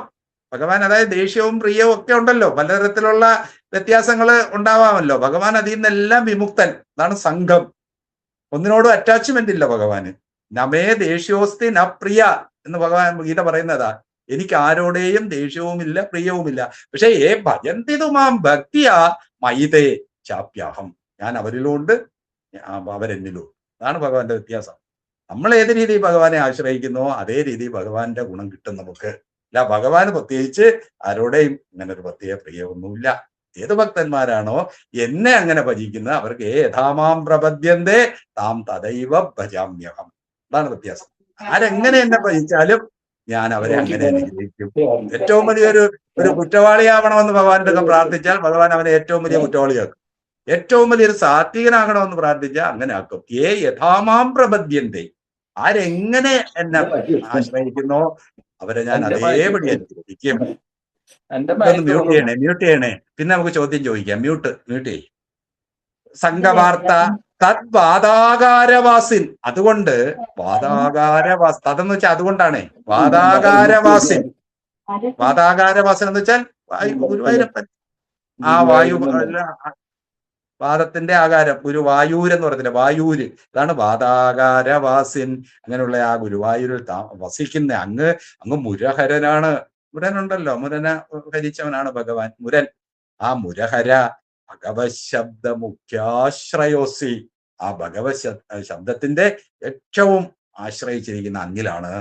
ആ ഭഗവത് ശബ്ദം എന്താണെന്ന് നമ്മൾ കണ്ട് 6 ഗുണങ്ങൾ ചെയ്യണം. 6 ഗുണങ്ങളും അങ്ങയ്ക്കുണ്ട്. ഇതെല്ലാവർക്കും വ്യക്തമാണ്. അതുകൊണ്ട് അങ്ങ് തന്നെയാണ് ഭഗവാൻ എന്നിവിടെ ഉറപ്പിക്കുകയാണ്. ഐശ്വര്യം ശങ്കരാദീശ്വര വിനിയമനം. ഐശ്വര്യം ശങ്കരാദീശ്വര, ശങ്കരൻ തുടങ്ങിയുള്ള ഈശ്വരന്മാരെല്ലാം നിയന്ത്രിക്കുന്നതാണ്. വിശ്വതേജോഹരാണാം തേജസ് സംഹാരി വീര്യം. ഗുരുവായൂരപ്പന്റെ വീര്യം മറ്റ് തേജസ്സുകൾ, എല്ലാ ലോകത്തുള്ള തേജസ്സുകളെയും അതിക്രമിക്കുന്നതാണ്. അതാണ് വീര്യം. വിശ്വതേജോഹരാണാം തേജസ് സംഹാരി, മറ്റുള്ളവരുടെ തേജസ്സിനെ സംഹരിക്കുന്നതാണ് അങ്ങയുടെ വീര്യം എന്ന് പറഞ്ഞാൽ അതിനപ്പുറത്തുള്ളതാണ് അങ്ങയുടെ വീര്യം. വിമലമപിയശോ, വിമലം എന്ന് വെച്ചാൽ പരിശുദ്ധം. അങ്ങയുടെ കീർത്തിക്ക് വല്ല കുഴപ്പമുണ്ടോ? ഭഗവാന്റെ കീർത്തിക്ക് എവിടെയെങ്കിലും നമുക്കൊരു മങ്ങലുണ്ടോ? അതാണ് വിമലമപിയശോ. അങ്ങയുടെ ആ പരിശുദ്ധമായ കീർത്തി ഉണ്ടല്ലോ, അത് നിസ്പൃഹന്മാരാൽ ഉപഗീതം, യാതൊരു വിധമായ കാമനകളും ഇല്ലാത്ത ആ ആൾക്കാർ പോലും, അതായത് ഋഷീശ്വരന്മാർ, സാക്ഷാൽ ഋഷീശ്വരന്മാര് പോലും ഗുരുവായൂരപ്പനെ എപ്പോഴും പാടിപ്പോഴ്ത്തിക്കൊണ്ട് നടക്കും. അതാണ് ഉപഗീതം. അങ്കാ സദാ, ഇപ്പോഴും ലക്ഷ്മി ദേവി ഭഗവാന്റെ കൂടെ ഉണ്ട്. അതുകൊണ്ട് ഐശ്വര്യ സമ്പന്നാണ് നമ്മൾ എടുത്തു പറയണ്ടല്ലോ. അതാണ് അങ്കാ സദാശ്രീ അഖില വിദസി, അങ്ങെല്ലാം അറിയുന്നവനാണ്. നല്ല സർവജ്ഞത്വം അങ്ങയ്ക്കുണ്ട്. അഖില വിദസി എന്ന് വെച്ചാൽ സർവജ്ഞനെന്ന അഖില വിദ് അസി ആകുന്നല്ലോ. കോവിദേ സംഘവാർത്ത, അങ്ങക്ക് ആരോടെയും സംഘമില്ല. അങ്ങ് ഇതല്ലേ മയാത്യക്ഷേണ പ്രകൃതി സൂയതേ സ്വചരാചരം. ഭഗവാൻ ഒരു അധ്യക്ഷ സ്ഥാനമേ ഉള്ളൂ, അതിന്റെ ഒരു സാന്നിധ്യം. ഒന്നിനോടും ഭഗവാന് സംഘമില്ല. ഉണ്ടോ? ഭഗവാൻ കൂടി ഇത് നടക്കുന്നതേ ഉള്ളൂ. പ്രകൃതി ഇതെല്ലാം ഭഗവാന്റെ സാന്നിധ്യത്തിൽ ചെയ്യുന്നതേ ഉള്ളൂ. മയാത്യക്ഷേണ പ്രകൃതി സൂയതേ സ്വചരാചരം എന്ന് പറയുന്നതാ ഭഗവാന്റെ സാന്നിധ്യം മാത്രം. ഒരു ജീവജാലങ്ങളോടും ഭഗവാന് ഒരു പ്രത്യേകമായിട്ടുള്ളൊരു ഭാവവും ഇല്ലാതെ കോവിദേ സംഘവാർത്ത തദ് വാദാകാരവാസിൻ. അതുകൊണ്ട് തദ് വാദാകാരവാസിൻ, അവിടെ പിരിക്കുന്ന അങ്ങനെയാണ്. തത് വാദാകാരവാസിൻ, അകാരം എന്ന് വെച്ചാൽ ഇരിപ്പിടം, വീട്, അകാരം. ഗുരുവായൂര് താമസമാക്കിയിരിക്കുന്ന വാസിൻ ഭഗവാനെ പുരഹര ഭഗവത് ശബ്ദ മുഖ്യാശ്രയോസി, ഭഗവാൻ എന്നുള്ള ആ ശബ്ദത്തിന്റെ മുഖ്യമായ ആശ്രയം അങ്ങ് തന്നെയാണല്ലോ. ഇതാണ് ഈ 1-ാം ദശകത്തിലെ 10 ശ്ലോകങ്ങൾ ഇവിടെ തീരുകയാണ്. ഐശ്വര്യം ശങ്കരാദീശ്വര വിനിയമനം വിശ്വതേജോഹരാണാം തേജസ് സംഹാരി വീര്യം വിമലമപിയശോ നിസ്പൃഹൈശോപഗീതം. നിസ്പൃഹ ച ഉപഗീതം, അങ്ങനെ എടുത്തോണം. നിസ്പൃഹൈശോപഗീതം അങ്കാ സദാശ്രീ അഖില വിദസി ന കോവിദേ സംഘവാർത്ത. തദ്വാതാക തദ്വാതാക. അതുകൊണ്ട് പദാകാരവാസിൻ പേരുകളാണ്, കുറച്ച് സംബോധനകൾ പറയുക. പദാകാരവാസിൻ മുരഹര ഭഗവത് ശബ്ദ മുഖ്യ ആശ്രയോസി. അങ്ങാകുന്നല്ലോ ഈ ഭഗവത് ശബ്ദത്തിന് മുഖ്യമായ ആശ്രയം. ഏകദേശം ഒരു വിധം മനസ്സിലായല്ലോ. നമുക്ക് അടുത്ത ദശകത്തിലോട്ട് പോവാമല്ലോ. അതോ ഈ ദശകത്തിൽ എന്തെങ്കിലും സംശയം ഉണ്ടെങ്കിൽ ഒന്ന് ചോദിക്കാവോ? എല്ലാവർക്കും വേണമെങ്കിൽ ഒന്ന് ഒരു 5 മിനിറ്റ് ഒന്ന് അൺമ്യൂട്ട് ചെയ്തിട്ട് സംശയമുള്ളവർക്കൊന്ന് ചോദിക്കാം. ഈ പറഞ്ഞ ദശകത്തിൽ നമ്മൾ അടുത്ത ദശകത്തിലേക്ക് പോവുകയാണ്. ഇനി നമുക്ക് അരമണിക്കൂറും കൂടെ ഉണ്ട്. അതുകൊണ്ടാണ് അടുത്ത ദശകത്തിലേക്ക് പോകുന്നതിന് മുമ്പ് ഈ ദശകത്തിൽ എന്തെങ്കിലും ഡൗട്ടുകൾ ഉണ്ടെങ്കിൽ. സാറേ, ആ മൂന്നാമത്തെ വരി ഒന്നുകൂടെ പറഞ്ഞു തന്നാട്ടെ. ഇത് ഈ അവസാനത്തേലോ? ഈ 10ാമത്തേതിൽ ആ മൂന്നാമത്തെ വരി. അതായത് അങ്കാസംഗാ സദാശ്രീ എന്നുള്ളതോ? അല്ല, അതിന്റെ മുകളത്തെ. അല്ല, ആ പദ്യം പുസ്തകം പറയാം. ഐശ്വര്യം ശങ്കരാദീശ്വര വിനിയമനം. ശങ്കരൻ തുടങ്ങിയ ദേവതകളെ നിയന്ത്രിക്കുന്നതാണ് അങ്ങയുടെ ഐശ്വര്യം. പിന്നെ വിശ്വതേജോഹരാണാം തേജസ് ഉണ്ടല്ലോ, അതായത് ഈ ലോകത്തുള്ള എല്ലാ തേജസ്സിനെയും ഹരിക്കുന്ന. അതിനാണ് ഞാൻ ഉദാഹരണമായിട്ട് സൂര്യനെ അഗ്നിയൊക്കെ പറഞ്ഞത്. ഏത് തേജസ് ഉണ്ടോ എല്ലാത്തിനെയും അധികരിച്ചിരിക്കുന്ന ഈ ലോകത്തുള്ള അതിന്റെ വീര്യത്തിനെ സംഹരിക്കുന്നതാണ് ഭഗവാൻ എന്ന് പറഞ്ഞാൽ. അതിലും വലുത് തന്നെയാണ് ഭഗവാൻ. ഒരു വീര്യമുള്ള തേജസ്സും ഭഗവാന് മേളിലില്ല. ഇതിനെല്ലാം തോൽപ്പിക്കുന്നതാണ് ഭഗവാന്റെ തേജസ് എന്ന് പറയാണ്. അതാണ് വിശ്വതേജോഹരാണാം തേജസ് സംഹാരി വീര്യം. വീര്യം അവിടെ നിന്നു. ആ വീര്യം എല്ലാ തേജസ്സിനെയും സംഹരിക്കുന്നതാണ്. വേറൊരു തേജസ് അതിനെ ജയിക്കാൻ ഇല്ലെന്ന് എന്നുവെച്ചാൽ സമ്പൂർണമായ സമഗ്രമായ വീര്യത്തിനുടമ ഭഗവാനാണെന്ന് തന്നെ, അല്ല ഗുരുവായൂരപ്പനാണെന്ന് തന്നെ പറയുകയാണ്. അതല്ലേ ചോദിച്ചത്? നാലാമത്തെ വരി അങ്കാസംഗായോ അതോ അങ്കാസംഗാ സദാശ്രീ? ശ്രീ എന്ന് വെച്ചാൽ ലക്ഷ്മി ഭഗവതി. അഖില വിത് എന്ന് വെച്ചാൽ എല്ലാം അറിയുന്നവൻ. ജ്ഞാനം പറയുകയാണ്. അഖില വിത്. വിതെന്ന് വെച്ചാൽ അറിവാ, അല്ലെങ്കിൽ ജ്ഞാനം. അഖിലം എല്ലാം അറിയുന്നവൻ ഭഗവാൻ, സർവജ്ഞൻ. സർവജ്ഞത്വം ഭഗവാന് വേണം. പിന്നെ അസി എന്ന് വെച്ചാൽ ആകുന്നു. അഖില വിത് അസി, എല്ലാം അറിയുന്നവൻ അങ്ങാകുന്നു. ന കോപി. കോപി എന്ന് വെച്ചാൽ ഒരിക്കലും, ഒട്ടും എന്നുള്ളതാണ്. നോ കോപിതേ സംഘവാർത്ത. നിങ്ങൾക്ക് ഈ സംഘം ഉണ്ടാകുന്നുള്ളൊരു വാർത്ത ഇല്ലല്ലോ. നിങ്ങൾക്ക് ഒന്നിലും സംഘമില്ല. നിങ്ങളുടെ കേൾവി പോലും ഇല്ല. ഗുരുവായൂരപ്പന് സംഘമൊന്നുമില്ല. നമ്മൾ പറയും നമ്മൾ ഭഗവാൻ എന്റെ ഭക്തനാണ്, അല്ല ഞാൻ ഭഗവാന്റെ ഭക്തനാണ്, അല്ലെങ്കിൽ ഭഗവാൻ എന്നോട് വലിയ സ്നേഹമാണെന്നൊക്കെ നമ്മൾ സ്വയം വിചാരിക്കും. പക്ഷെ ഭഗവാന് കോപിതേ സംഘവാർത്ത, അതാണ് അവിടെ അർത്ഥമാക്കുന്നത്. ഭഗവാൻ ആരോടും പ്രത്യേകിച്ച് സംഘമില്ല. നിസ്സംഗൻ എന്നൊക്കെ നമ്മൾ പറയുമല്ലോ. നിസ്സംഗൻ, ഒന്നിലും സംഘമില്ലാതിരിക്കുന്ന ആളാണ് ഭഗവാൻ. ഭഗവാന് സംഘം വന്നാൽ പോയില്ലേ. ഭഗവാൻ അങ്ങനെയുള്ള സംഘമൊന്നുമില്ല. കേവലമായ ആ ബോധസ്വരൂപിയായിട്ടിരിക്കുന്ന ഭഗവാനിൽ സംഘം എവിടെ? ഇനിയും നമ്മൾ ഓരോന്നിലോട്ടൊക്കെ പറയും. രാമായണ കഥയും ഒക്കെ പറയുമ്പോൾ ഒക്കെ അവസാനം പറയും രാമനോ അങ്ങനെയൊക്കെ കാണിച്ചില്ല, എന്നൊക്കെ എന്താണ് സംഘം എന്നൊക്കെ പറഞ്ഞൊക്കെ പട്ടേരി ഒരുപാട് പറയും ഈ സംഘത്തിനെ പറ്റി. തദ്വാദാകാരവാസിൻ മുരഹര ഭഗവത് ശബ്ദ മുഖ്യ ആശ്രയോസി. അങ്ങ് ഈ ഭഗവത് ശബ്ദത്തിന്റെ മുഖ്യമായ ആശ്രയമാകുന്നല്ലോ. ഇതാണ് ഈ 10ാമത്തെ ശ്ലോകം. ഇനി ഏതെങ്കിലും ഉണ്ടോ സംശയം? എല്ലാവർക്കും മനസ്സിലായില്ലേ? എട്ടാമത്തെ ശ്ലോകത്തിലെ നമ്രാണാം സന്നിധത്തെ എന്നാണോ സന്നിധൽസേ എന്നാണോ? ഇത് 2 രീതിയിൽ പറയുന്നുണ്ട് കേട്ടോ. നമ്മളിപ്പോൾ സന്നിധൽസെ എന്നും ചിലര് സന്നിധത്തെ, അതെന്തോ ഒരു വ്യാകരണ നിയമത്തിന്റെ പ്രശ്നമാണ്. സന്നിധത്തെ എന്ന് ചൊല്ലിയാലും, പക്ഷേ ഗുരുവായൂർ നമ്മുടെ ദേവസ്വത്തിലെ വനമാലയിലൊക്കെ സന്നിധൽസെ എന്നാ കൊടുത്തിരിക്കുന്നത്. സന്നിധൽസെ, സന്നിധാനം ചെയ്യുന്നു. നമ്മൾ അത് ഫോളോ ചെയ്താൽ മതി. ഗുരുവായൂർ വനമാല അവർ വളരെ പരിശോധിച്ച് എഴുതിയ ഒരെണ്ണമാണ് വ്യാഖ്യാനങ്ങൾ. അതാണ് നമ്മൾ ശരിക്കും ഈ ഇതിനു വേണ്ടി ഫോളോ ചെയ്യേണ്ട ഒരു ബുക്ക്. എല്ലാം വിശദമായിട്ട് അതിൽ പറയുന്നുണ്ട്. വനമാല വ്യാഖ്യാനം പണ്ഡിതന്മാർ എഴുതിയത്. സന്നിധത്തെ എന്നുള്ളത് തിരുത്തണോ? സന്നിധൽസെ എന്ന് അല്ലെങ്കിൽ സന്നിധത്തെ എന്ന് ചൊല്ലുന്നവർ അങ്ങനെ ചൊല്ലിയാലും മതി. അതിനും ഒരു സാധുതയുണ്ടെന്ന് പറയുന്നുണ്ട്. സന്നിധത്തെ, നമ്രാണാം സന്നിധത്തെ, സന്നിധത്തെ, സന്നിധൽസെ. അതിനെന്തോ ഒരു ഗ്രാമാറ്റിക്കൽ ഇതുണ്ട്. 2ഉം അംഗീകരിച്ചിട്ടുണ്ട്. അതുകൊണ്ട് ഈ വനമാലയാണ് ഞാനിവിടെ പറഞ്ഞ വ്യാഖ്യാനം. സന്നിധൽസെ, സന്നിധാനം ചെയ്യുന്നു. സന്നിധത്തെ എന്ന് പറയുമ്പം തേ സന്നിധ വേറൊരു രീതിയിലോട്ട് പോകും. ഇവിടെ സന്നിധൽസെ എന്നുള്ള അർത്ഥത്തിൽ നമ്മൾ ചൊല്ലിയാൽ മതി. അത്രയേ ഉള്ളൂ. ഇനി ഏതെങ്കിലും ശ്ലോകം ഉണ്ടോ? നമുക്ക് അടുത്ത ദശകത്തിലേക്ക് പോവാമോ? നന്നായിട്ട് ഇതിലേക്ക് പോകാം സാർ. ഓക്കെ, ശരി. അടുത്ത നമുക്ക് ഇഷ്ടപ്പെടുന്നതാ. കാരണം ഇതുവരെ പറഞ്ഞത് രണ്ടു തരത്തിലുണ്ടല്ലോ, നിരാകാരവും സാകാര ഭജനയും അല്ലേ? ഇവിടെ ഇനി സാകാരമാണ്. നമ്മളൊരു ആകാരത്തിൽ ഈ ഗുരുവായൂരപ്പനെ കാണുകയാണ്. നമ്മളുടെയൊക്കെ ഒരു രീതി അതാണല്ലോ. ഭഗവാനെ അവിടെ പോയി ആ മനോഹരമായ രൂപം, അതിന്റെ ഒരു വർണ്ണനയാണ് ഇനി. നമ്മൾ ഗുരുവായൂരപ്പനെ അവിടെ, ഗുരുവായൂർ എങ്ങനെയാണ് കാണാൻ ഉദ്ദേശിക്കുന്നതെന്നും ഗുരുവായൂരപ്പൻ എങ്ങനെയാണ് അവിടെ പ്രത്യക്ഷപ്പെടുന്നതെന്നും അതിന്റെ ഒരു ആന്തരിക ഭാവമാണ് ആദ്യത്തെ ദശകത്തിൽ പറഞ്ഞത്.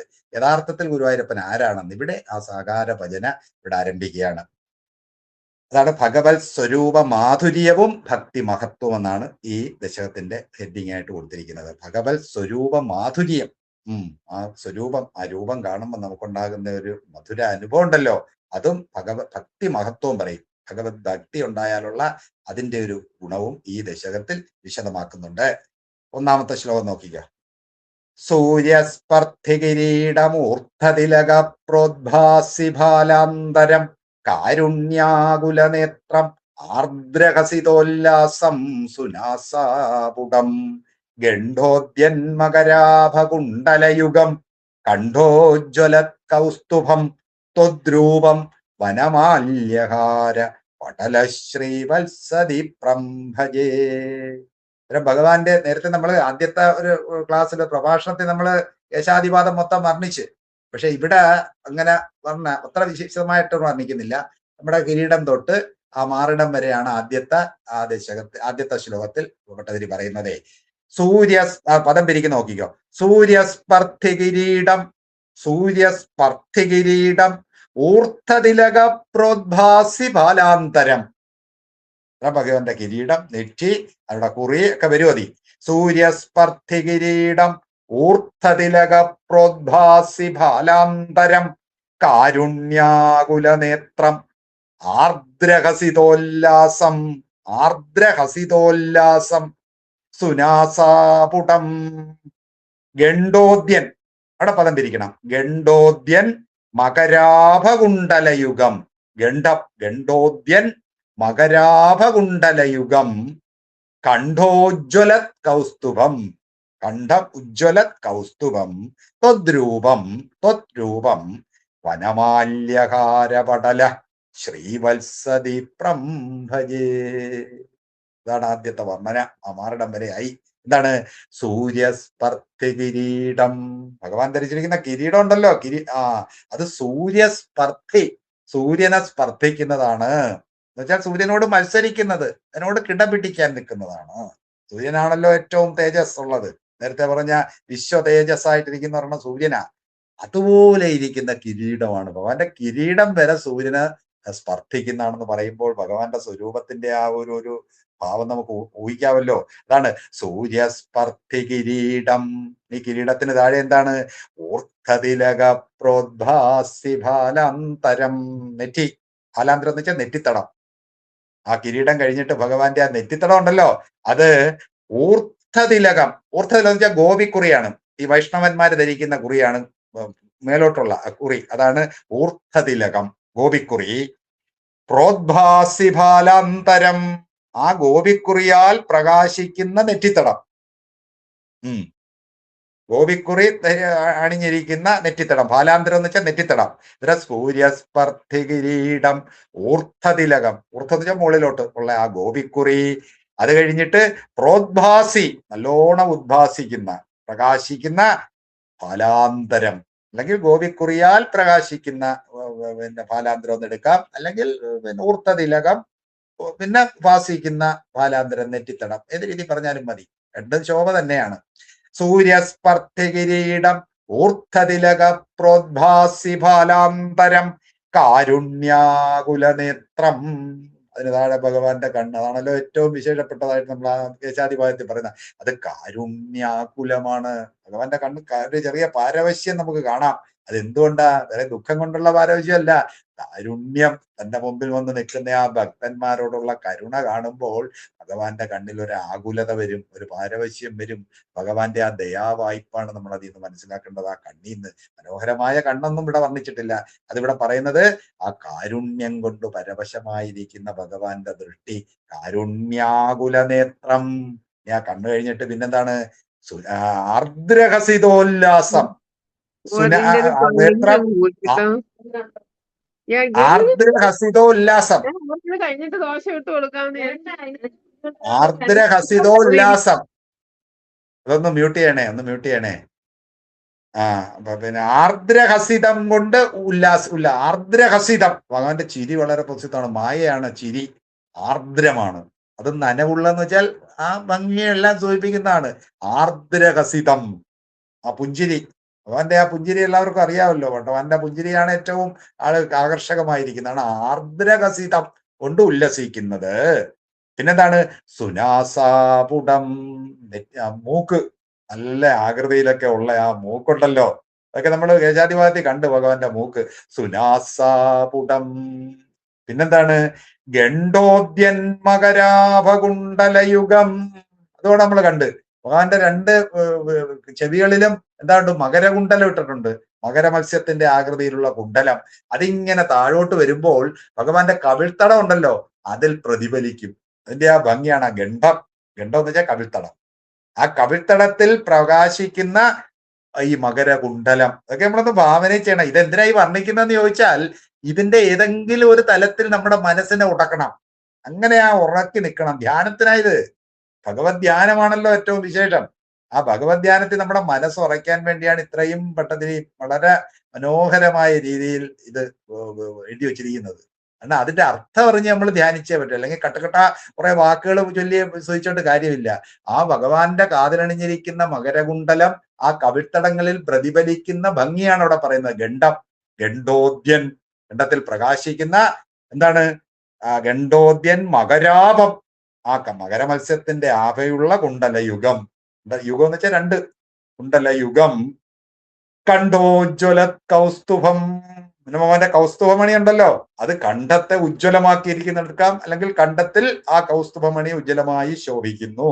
കണ്ഠോജ്വല, അല്ലെങ്കിൽ കണ്ഠത്തിനെ ഉജ്ജ്വലമാക്കുന്ന കൗസ്തുഭമണി. ഭഗവാന്റെ കഴുത്തിനും കുറച്ചും കൂടെ ശോഭ കൊടുക്കുന്നതായിട്ടുള്ള കൗസ്തുഭരത്നം.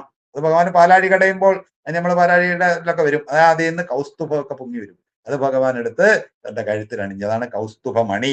ആ കൗസ്തുഭമണി അണിഞ്ഞ് ശോഭിക്കുന്ന കണ്ഠം, ഗളദേശം, കഴുത്ത്.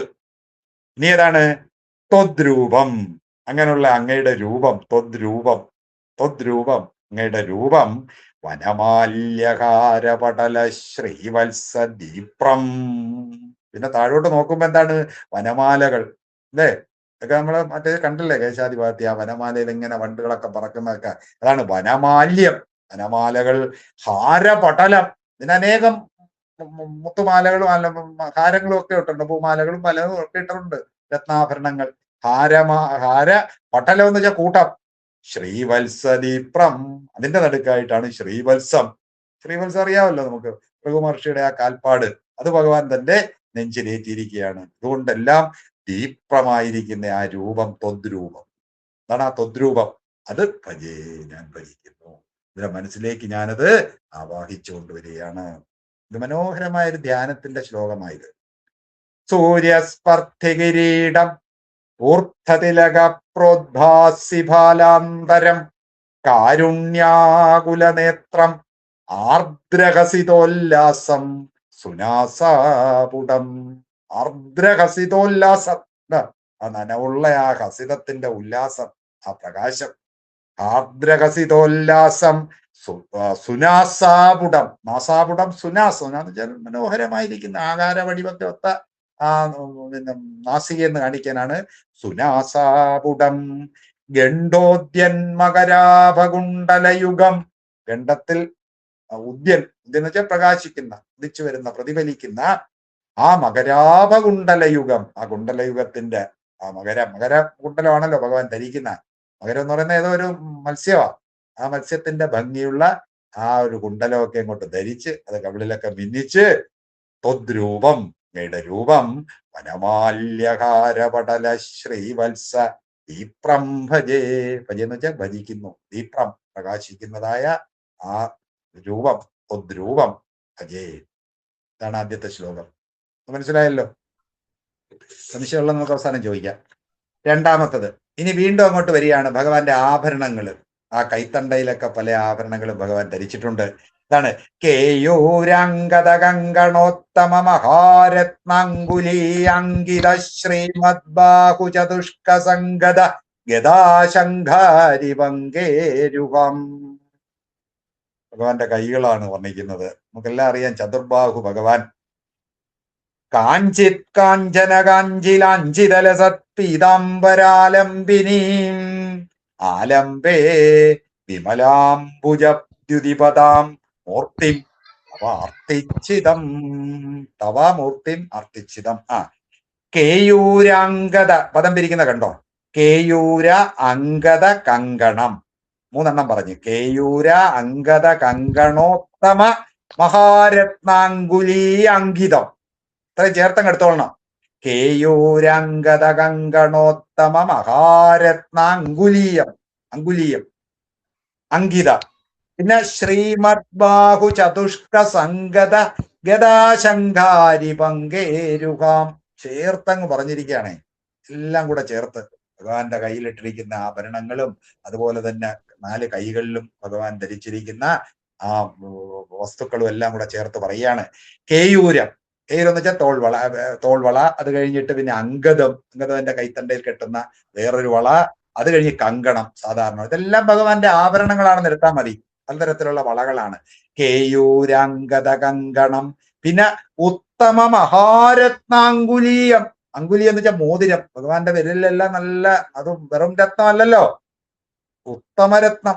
ഏത് തരത്തിലുള്ള രത്നവും ഭഗവാന്റെ സൃഷ്ടിയിൽ വരുമല്ലോ. അതുകൊണ്ടാണ് ഉത്തമ മഹാരത്നാങ്കുലീയം. അങ്കുലീയം മോതിരമാണ്. ആ ഉത്തമ രത്നങ്ങളൊക്കെ കൊണ്ട് തീർത്ത ആ അങ്കുലീയങ്ങളും അങ്കിത, ഇതൊക്കെ അങ്കിതമായിരിക്കുന്ന, അടയാളപ്പെടുത്തിയിരിക്കുന്ന എന്ന് വെച്ചാൽ അണിഞ്ഞിരിക്കുന്ന, അടയാളപ്പെടുത്തിയിരിക്കുന്നതാണ് അങ്കിതം. പക്ഷെ അതെല്ലാം കൊണ്ട് അണിഞ്ഞിരിക്കുന്ന ശ്രീമദ് ബാഹു ചതുഷ്കം. ബാഹു ചതുഷ്കം. ചതുഷ്കം എന്ന് വെച്ചാൽ 4. ശ്രീമദ് എന്ന് വെച്ചാൽ ഐശ്വര്യം, ഐശ്വര്യപൂർണമായ ആ 4 കൈകൾ.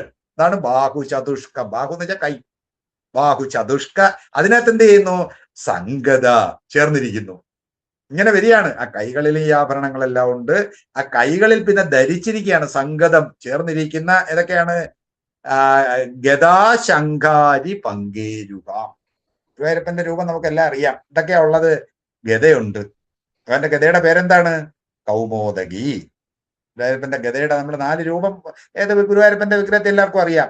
ഒരു ഗദ പിടിച്ചിട്ടുണ്ട്, അത് കൗമോദകി എന്നാണ് അതിന്റെ പേര്. ഗദ, ശംഖം, പാഞ്ചജന്യം. ഭഗവാനുണ്ടല്ലോ പാഞ്ചജന്യം. ഇനി അരി. അരി എന്ന് വെച്ചാൽ ചക്രം. അരി 4 എണ്ണമാണ്. ഗദാ, ശംഖ, അരി, ചക്രം. അതാണ് ഭഗവാന്റെ ചക്രം, സുദർശന ചക്രം. പിന്നെ പങ്കേരുഹം, താമരയും വെച്ചിട്ടുണ്ട്. ഗുരുവായൂരപ്പന്റെ രൂപം എല്ലാവരും നോക്കി. ഇതിൽ 4 എണ്ണം ഉണ്ട്. ഇതൊക്കെയാണ് ഗദാ, ശംഖ, അരി, പങ്കേരുഹം. പങ്കേരുഹാം എന്ന് വെച്ചാൽ ഇതെല്ലാം സംഗതമായിരിക്കുന്ന ഈ 4 വസ്തുക്കളും ഭഗവാന്റെ 4 കൈയിലായിട്ടിട്ടുണ്ട്. ഇതൊക്കെയാണ്. ഒന്ന് ശംഖം, ഗദ, ശംഖം, പിന്നെ അരി, ചക്രം, പങ്കേരുഹം. പങ്കേരുഹം താമരയാണ്. പങ്കത്തിൽ നിന്ന് ജനിച്ച, താമരയിൽ നിന്ന് ജനിച്ച.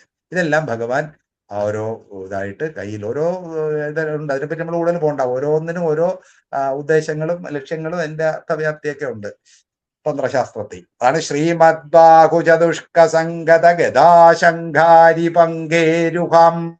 ഇതെല്ലാം ധരിച്ച ആ 4 കൈകൾ അണിഞ്ഞിരിക്കുന്ന. ഇനി കാഞ്ചിത് കാഞ്ചന കാഞ്ചിലാഞ്ചിതലസത് പീതാംബരാലംബിതാംബരം, പീതാംബരാലംബിനി. പിന്നെ ഭഗവാൻ പീതാംബരം, മഞ്ഞപ്പട്ടുടുത്തല്ലോ അല്ലേ? പീതാംബരം കെട്ടി വാലിട്ടൊടുത്തും ചെയ്തോഭിരാമം കിരീടം ധരിച്ചും എന്നൊക്കെ നമ്പ്യാർ വർണ്ണിക്കുന്നില്ലേ? അതാണ് കാഞ്ചിത്, കാഞ്ചന കാഞ്ചിലാഞ്ചിതം.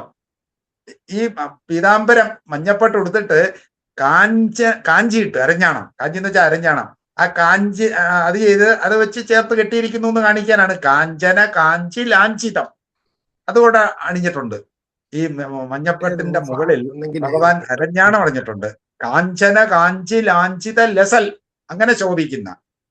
അതായത് മഞ്ഞപ്പട്ടിന്റെ പുറത്ത് ആ കാഞ്ചനം, സ്വർണ്ണ അരഞ്ഞാണൊക്കെ അണിയിച്ച് ശോഭിക്കുന്ന പീതാംബരം, പീതാംബര ആലംബിനി. അതായത് പീതാംബരത്തിന് ആലംബമായിട്ടാണ് ഈ വെച്ചിരിക്കുന്ന കാഞ്ചി. അതിനെ ഒതുക്കി നിർത്തണ്ടേ? അതിനുവേണ്ടി ഒരു അരഞ്ഞാൻ പോലെ കെട്ടി വെച്ചിരിക്കുന്ന ആ സ്വർണ്ണ ഇത് ആഭരണം. ഇതാണ് കാഞ്ചന കാഞ്ചി ലാഞ്ചിത ലാഞ്ചിത ലസൽ പീതാംബരാലംബിനീം. അങ്ങനെ ആ ആലംബമായിട്ടിരിക്കുന്ന ആ കാഞ്ചിയുടെയും പീതാംബരത്തിന്റെയും വർണ്ണന ചേർത്ത് പറയാണ് കാഞ്ചിത്. അവിടെ പിന്നെ ഏതോരെന്നുള്ള ആ മൂർത്തിയെ പറ്റി പറയാണ്. ആ കാഞ്ചിത് ശബ്ദം അത് അവസാനം കൊണ്ടുവരാം. കാഞ്ചിത് മൂർത്തിയും അങ്ങനെയൊക്കെയുള്ള ആ മൂർത്തി സ്വരൂപം. പിന്നെന്താണ് ഒരെണ്ണം കൂടെ പറയുന്നത്? വിമലാംബുജദ്യുതിപദം. ഭഗവാന്റെ പാദങ്ങളുണ്ടല്ലോ, അത് നമ്മൾ നേരത്തെ കണ്ടതാ. അത് ഇവിടെ വളരെ ചുരുക്കി പറയാണ്. വിമലാംബുജദ്യുതി, വിമലം പരിശുദ്ധമായ പദാംബുജം, എന്താണ് അംബുജം, വിമലാംബുജം, അംബുജം താമര, വിമലമായിരിക്കുന്ന ആ അംബുജം ഉണ്ടല്ലോ, അതിന്റെ ദ്യുതി ഉള്ള, അതായത് താമര പോലെ ഉള്ള പാദങ്ങൾ, അതിന്റെ ആ ഒരു പരിശുദ്ധിയും അതിന്റെ ഒരു മൃദുത്വവും ഭംഗിയും എല്ലാം കൂടെ ചേർത്ത് ഒറ്റ വാക്കിലങ്ങ് പറഞ്ഞിരിക്കുകയാണ്. താമര പോലെ ഇരിക്കുന്ന, കൂടുതൽ വർണ്ണിക്കാൻ പറ്റില്ല. ആദ്യത്തെ അവസാനത്തെ ശ്ലോകത്തെ നല്ലോണം വർണ്ണിച്ചിട്ടുണ്ട്, യോഗീന്ദ്രാണാം ത്വദംഗേഷു എന്ന് പറഞ്ഞ്. ഇവിടെ വിമലാംബുജദ്യുതിപദാം, ആ താമരയുടെ ശോഭ വിതറുന്ന അങ്ങയുടെ ആ പാദങ്ങളും കാഞ്ചിത് മൂർത്തിം തവ ആർത്തിച്ചിതം. ആർത്തിച്ചിതം, അതാണല്ലോ പ്രധാനം. അവിടെ ചെന്നു കഴിഞ്ഞാൽ ആർത്തികൾ, നമ്മുടെ എല്ലാ ദുഃഖങ്ങളും ചിതം ഇല്ലാതാകുന്നതാണ്. ആ ഭഗവാന്റെ പാദകമലങ്ങൾ നമ്മുടെ ആർത്തി എല്ലാം ഇല്ലാതാക്കും. അല്ലെങ്കിൽ ആ ഭഗവാന്റെ കാഞ്ചിത് മൂർത്തി, ആ സ്വരൂപം, അവിടെ കാണുന്ന ആ വിഗ്രഹം ഉണ്ടല്ലോ, അത് നമ്മുടെ എല്ലാ ആർത്തിയെ ഛേദിക്കുന്നതാണ്. ആർത്തിച്ചിതം. അതാണ് ആ രണ്ടാമത്തെ ശ്ലോകത്തിന്റെ വർണ്ണന. ആഭരണങ്ങളുടെയും ആ കയ്യിൽ ധരിച്ചിരിക്കുന്ന ഗദ, ശംഖം, അതിന്റെയൊക്കെ കൂടെ ചേർത്ത് പറഞ്ഞിരിക്കുകയാണ്. പിന്നെ ഭഗവാന്റെ താമര പോലെ ഇരിക്കുന്ന ആ പാദത്തിന്റെ ഭംഗിയും അങ്ങനെയൊക്കെയുള്ള ആ കാഞ്ചിത് മൂർത്തിയും എന്ത് ചെയ്യുന്നു? ആലംബേ, ആലംബേ ഞാൻ ആശ്രയിക്കുന്നു എന്ന് പറയാണ്. അലംബേ ആശ്രയിക്കുന്നു. ഇങ്ങനെയൊക്കെയുള്ള മൂർത്തിയെ ഞാൻ എൻ്റെ പല ദുഃഖത്തിന് വേണ്ടി, ഗുരുവായൂരപ്പന്റെ ആ രോഗശമനത്തിന് വേണ്ടിയാണല്ലോ ഭട്ടതിരി പോയിട്ടുണ്ട്. അതുകൊണ്ട് ഞാൻ ആ രൂപത്തെ അലംബേ ആശ്രയിക്കുന്നു എന്ന് പറഞ്ഞാൽ എന്റെ മനസ്സ് ഞാൻ അത് ആവാഹിച്ചിരിക്കുന്നു. കേയൂരാംഗത ഗംഗണോത്തമ മഹാരത്നാങ്കുലീ അങ്കിത ശ്രീമദ് ബാഹുചതുഷ്ക സംഗത ഗദാശങ്കാരി പങ്കേരുഹ. ഒരു നീണ്ട വർണ്ണനേ ഉള്ളൂ. നമ്മൾ ആ പദം പിരിച്ചു മനസ്സിലാക്കിയതിനകത്ത് വലിയ കുഴപ്പങ്ങളൊന്നുമില്ല. കേയൂര അങ്കത കങ്കണോത്തമ മഹാരത്നാങ്കുലീയം, അങ്കുലീയം മോതിരം ഒന്നേ ഉള്ളൂ. അങ്കിതം അടയാളപ്പെടുത്തിയിരിക്കുന്ന, അല്ലെങ്കിൽ അത് അണിഞ്ഞിരിക്കുന്ന ശ്രീമദ് ബാഹു ചതുഷ്ക, ശ്രീമദ് ബാഹു ചതുഷ്കം, ശ്രീമത്തായിരിക്കുന്ന 4 കൈകൾ. അതിലെന്താണ് സംഗതം ചേർന്നിരിക്കുകയാണ്. എന്താണ്? ഗദാശങ്കാരി പങ്കേരു. അത് ഭഗവാന്റെ കയ്യിലുണ്ടെന്ന് അറിയാം. 4 കൈകളിൽ ഓരോന്ന് പിടിച്ചിട്ടുണ്ട്. ഗദ, ശംഖം, ചക്രം, താമര. ഇനി ആ പീതാംബരം പറയുകയാണ്. ആ പീതാംബരത്തിനെ ചുറ്റി കാഞ്ചി. കാഞ്ചി എന്ന് പറയുന്നത് കാഞ്ചനം, സ്വർണം കൊണ്ടുണ്ടാക്കിയ ആ കാഞ്ചി. അതാണ് കാഞ്ചന കാഞ്ചി ലാഞ്ചിതം. അതും ലാഞ്ചിതം അണിഞ്ഞിരിക്കുന്ന എന്നുള്ളേ ഉള്ളൂ.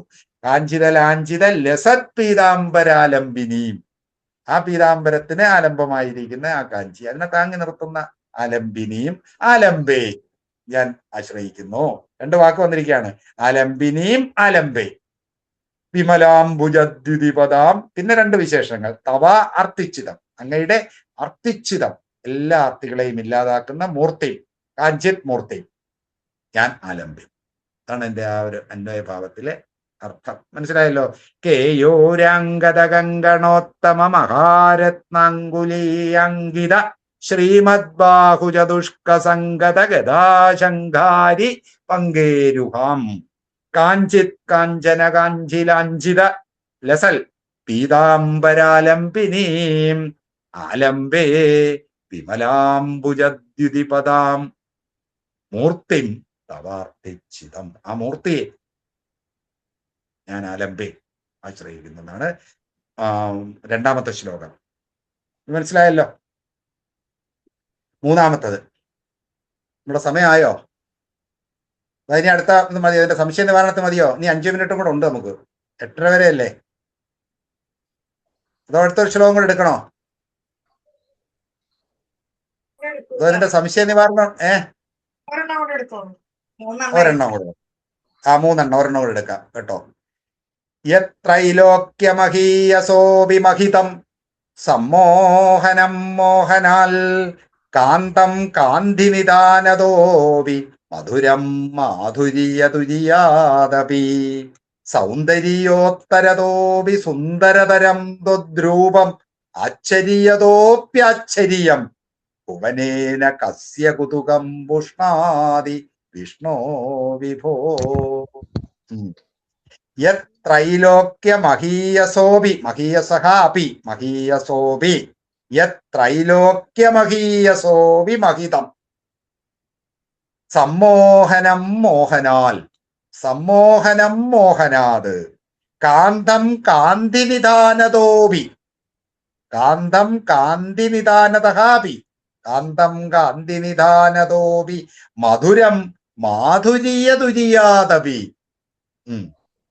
സൗന്ദര്യോത്തരതോപി സുന്ദരതരം ത്വദ്രൂപം ആശ്ചര്യതഹാപി ആശ്ചര്യതോപ്യാശ്ചര്യം ഭുവനേന കസ്യ കുതുകം പുഷ്ണാതി വിഷ്ണോ വിഭോ. അങ്ങയുടെ ഈ രൂപം ആർക്കാണ് ആഹ്ലാദം തരാത്തത്? കാരണം ഇതിനേക്കായി ആഹ്ലാദം കൊടുക്കുന്ന ഒരു വസ്തു വേറെ ഇല്ല. എല്ലാത്തിന്റെയും അപ്പുറത്ത് നിൽക്കുകയാണ്. നമുക്കൊരു ആഹ്ലാദം ഉണ്ടാകണമല്ലോ. നീ സൗന്ദര്യം കണ്ടിട്ട് വേണം, അല്ലെങ്കിൽ മധുരം വേണം. ഏതിനേക്കായും മേളിൽ നിൽക്കുകയാണ് ഗുരുവായൂരപ്പൻ. അതുകൊണ്ട് ആർക്കാണ് ഇത് ഒരു എന്താണ് ആനന്ദം, കുതുകം, ആഹ്ലാദം കൊടുക്കാത്തത് എന്ന് പറയാണ്. ത്രൈലോക്യമഹീയസോപി മഹിതം. ത്രൈലോക്യം എന്ന് വെച്ചാൽ 3 ലോകങ്ങൾ, ഭൂമി, സ്വർഗം, പാതാളം, ഇവിടെ 14 ലോകങ്ങൾ, പ്രപഞ്ചം അല്ലെങ്കിൽ ബ്രഹ്മാണ്ടം എല്ലാം കൂടെ ചേർത്ത് പറഞ്ഞിരിക്കുകയാണ്. ത്രൈലോക്യം 3 ലോകങ്ങളിൽ വെച്ച് മഹത്തായിട്ടുള്ള ഉണ്ടല്ലോ, ശോഭയേറിയ മഹീയസ്, അതിനേക്കായും മഹിതമായിരിക്കുന്ന ശോഭനമായിരിക്കുന്നതാണ്. നമ്മൾ ഏതൊരു ശോഭനമായ വസ്തു ഈ ത്രൈലോക്യത്തെ എടുത്താലും ഗുരുവായൂരപ്പന്റെ ഈ ഭംഗി കിട്ടില്ല. അതാണ് യത്രൈലോക്യമഹീയസോപി മഹിതം. 3 ലോകത്തിലെയും മഹീയത്തിനേക്കായും മഹിതമായിരിക്കുന്നതാണ് ഭഗവാൻ. അപ്പുറത്ത് വേറെ മഹിതമായ ഒരു വസ്തുവില്ല. അടുത്തത് സമ്മോഹനം മോഹനാത്. മോഹിപ്പിക്കുന്നതാണ് മോഹനാത്. അതിനേക്കായും സമ്മോഹനം. മോഹനമല്ല, സമ്മോഹനം. ഏത് മോഹിപ്പിക്കുന്നതിനേക്കാളും മോഹിപ്പിക്കുന്നതാണ് ഗുരുവായൂരപ്പന്റെ രൂപം. നമ്മളെ മോഹിപ്പിക്കുന്ന പലതും ഉണ്ടല്ലോ, അതിനേക്കാളും ഒക്കെ അപ്പുറത്ത് നിൽക്കുന്നതാണ് ഈ മോഹം, ഭഗവാന്റെ മോഹം. സമ്മോഹനം മോഹനാത് കാന്തം കാന്തിനിധാനതോപി. കാന്തി ഭംഗിയും എല്ലാം കൂടെ ചേർത്താണ്. അതിന്റെ നിധാന ഇരിപ്പിടത്തിന്റെ അപ്പുറത്ത് നിൽക്കുന്നതാണ് അതിനേക്കായും കാന്തം. എന്നുവെച്ചാൽ ഏത് ആകർഷണമുള്ളതിനേക്കായും കൂടുതൽ ആകർഷണീയമായത്. കാന്തം കാന്തിനിദാനതോപി മധുരം മാധുര്യതുര്യാദപി.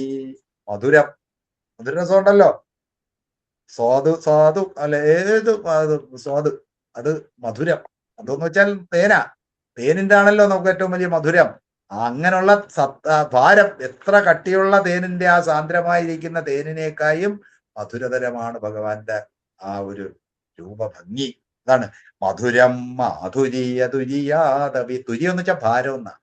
മധുരത്തിന്റെ ഒരു ഭാരം ഉണ്ടല്ലോ, ഒരു സത്ത്, അതിന്റെ അപ്പുറത്തെ മധുരമാണ് ഗുരുവായൂരപ്പൻ. അതാണ് മധുരം മാധുര്യതുര്യാദപി. സൗന്ദര്യോത്തരതോപി സുന്ദരതരം. സൗന്ദര്യ വസ്തുക്കൾ ഇവിടെ ഒരുപാടുണ്ടല്ലോ അല്ലേ? നമ്മൾക്കിവിടെ പ്രപഞ്ചത്തെ നമ്മൾ സൗന്ദര്യം ആസ്വദിക്കുന്ന പലതുമുണ്ട്. പൂക്കളുണ്ട്, ഭംഗിയുണ്ട്, പ്രകൃതി ഭംഗികള് എല്ലാം ഉണ്ട്. നമ്മുടെ ദൃഷ്ടിക്ക് ഇന്ദ്രിയ ദർശനമായിരിക്കുന്ന അങ്ങനെയുള്ള എല്ലാത്തിനേക്കാളും എന്താണ് സൗന്ദര്യമുള്ളതാണ് ഈ ഭഗവാൻ. വേറൊരു സൗന്ദര്യ വസ്തു ഇതിനേക്കായി ഇല്ല. ഭക്തന്മാർക്കാണ് ഇങ്ങനെ തോന്നുന്നത്. ആ ഭക്തന്മാർക്ക് ഈ ലോകത്തിലേക്ക് ഏറ്റവും സൗന്ദര്യമായിട്ടുള്ളതാണ് ഗുരുവായൂരപ്പൻ. ത്വദ്രൂപം ആശ്ചര്യതോപ്യാശ്ചര്യം. ഈ വസ്തു, ഏത് വസ്തു കണ്ടാലും ഒരു ആശ്ചര്യം ചിലർക്കുണ്ടാവുമല്ലോ. ഈ വസ്തു കാണുമ്പോൾ ഉണ്ടാകുന്ന ഒരു ആശ്ചര്യം അതിനേക്കാളും ഇല്ല. ഇതിനേക്കാളും ആശ്ചര്യപ്പെടുത്തുന്ന, നമ്മളെ അത്ഭുതപ്പെടുത്തുന്ന ഒരു വസ്തു വേറെ ഇല്ല അല്ലേ? അതാണ് ആശ്ചര്യം. ഇത് കണ്ടിട്ട് ഇതൊരു അത്ഭുത ഒരു വസ്തുവായിട്ട് നിൽക്കുന്നതാണ് ആശ്ചര്യം. വേറൊരു അത്ഭുതം കാണാനില്ല. അതാണ് ആശ്ചര്യതോപ്യാശ്ചര്യം. ഭുവനെ ന കസ്യ കുതുകം. ഭുവനെ ഈ ലോകത്തിൽ കുതുകം, ആഹ്ലാദം, ന പുഷ്ണാദി, ആർക്കാണ് ഉണ്ടാക്കാത്തത്, വർദ്ധിപ്പിക്കാത്തത്, പോഷിപ്പിക്കാത്തത്? ഈ ഭഗവത് രൂപം കാണുമ്പോൾ ആർക്കാണ് ആശ്ചര്യം? കുതുകം, പുഷ്ണാദി. ആരുടെ ആനന്ദമാണ് വർദ്ധിക്കാത്തത്? കൗതുകം ആണ് വർദ്ധിക്കാത്തത്. വിഷ്ണു വിഭു ഇങ്ങനെയോ വിഷ്ണു വിഷ്ണു എന്നുള്ള പേരും വിഭുത്വം രണ്ട് വാക്കും കൊടുത്തിരിക്കുന്നതാണ്. വിഷ്ണു എന്ന് വെച്ചാൽ സർവ്വവ്യാപിയായിരിക്കുന്ന, എല്ലായിടത്തും വ്യാപനശീലമുള്ളവനാണ് വിഷ്ണു. പിന്നെ വിഭു എന്ന് വെച്ചാൽ എല്ലാത്തിനും വിഭുത്വം, ഈശത്വം, എല്ലാത്തിന്റെ ഒരു ശക്തി പ്രദാനം ചെയ്യുന്നവനാണ് വിഭു. ഇതെല്ലാം അങ്ങ് തന്നെയാണല്ലോ. അങ്ങനെ ഇരിക്കുന്ന അങ്ങേക്കാളും ഇവിടെ ഏത് സൗന്ദര്യ വസ്തുവാണുള്ളത്? ഏത് മഹീയസാണ് അങ്ങേക്കായും വലുതായിട്ട് ഇവിടെ ഉള്ളത്? അല്ലെങ്കിൽ മോഹനമായിരിക്കുന്ന ഏതാണ്? ഇങ്ങനെ കുറച്ച് വിശേഷണങ്ങൾ പറഞ്ഞിരിക്കുക. എല്ലാത്തിലും ഉപരിയായിട്ട് ഗുരുവായൂരപ്പൻ എന്ന് പറയുക. ഈ ശ്ലോകത്തിന് അർത്ഥം വളരെ ക്ലിയറാ, പ്രത്യേകിച്ച് ഇവിടെ പറയാനില്ല. യത്രൈലോക്യമഹീയസോവിമഹിതം സമ്മോഹനം മോഹനാത് കാന്തം കാന്തി നിധാനതോപി. നിധാനം ഇരിപ്പിടം, എല്ലാ കാന്തിയുടെയും ഇരിപ്പിടത്തിന്റെ അപ്പുറത്തുള്ള കാന്തി അതാണ് കാന്തം കാന്തി നിധാന. കാന്തം ആകർഷിക്കുന്ന എന്നുള്ള അർത്ഥമുണ്ട്. ഏതിനെയും ആകർഷിക്കുന്നതിനേക്കാളും ആകർഷിക്കപ്പെടുന്നതാണ് ഭഗവാൻ. കാന്തം കാന്തി നിധാനതോപി മധുരം മാധുര്യതുര്യാദപി. ഏത് മധുരത്തിന്റെ ആ ഒരു സത്തിനേക്കാളും കൂടുതൽ മധുരമായിരിക്കുന്നത്. സൗന്ദര്യോത്തരതോപി സുന്ദരതരം. ഇനി സൗന്ദര്യം പറഞ്ഞാൽ പിന്നെ വേറെ ഒന്നും ഇതിനേക്കാളും നമുക്ക് ചൂണ്ടിക്കാണിക്കാനില്ല, ഒരു ഉപമാനം പറയാനില്ല. സൗന്ദര്യോത്തരം, തരമായ സൗന്ദര്യം എന്ന് വെച്ചാൽ മുകളിൽ നിൽക്കുന്ന, എല്ലാത്തിനും ഉപരി നിൽക്കുന്നതാണ്. സൗന്ദര്യോത്തരതോപി സുന്ദരതരം.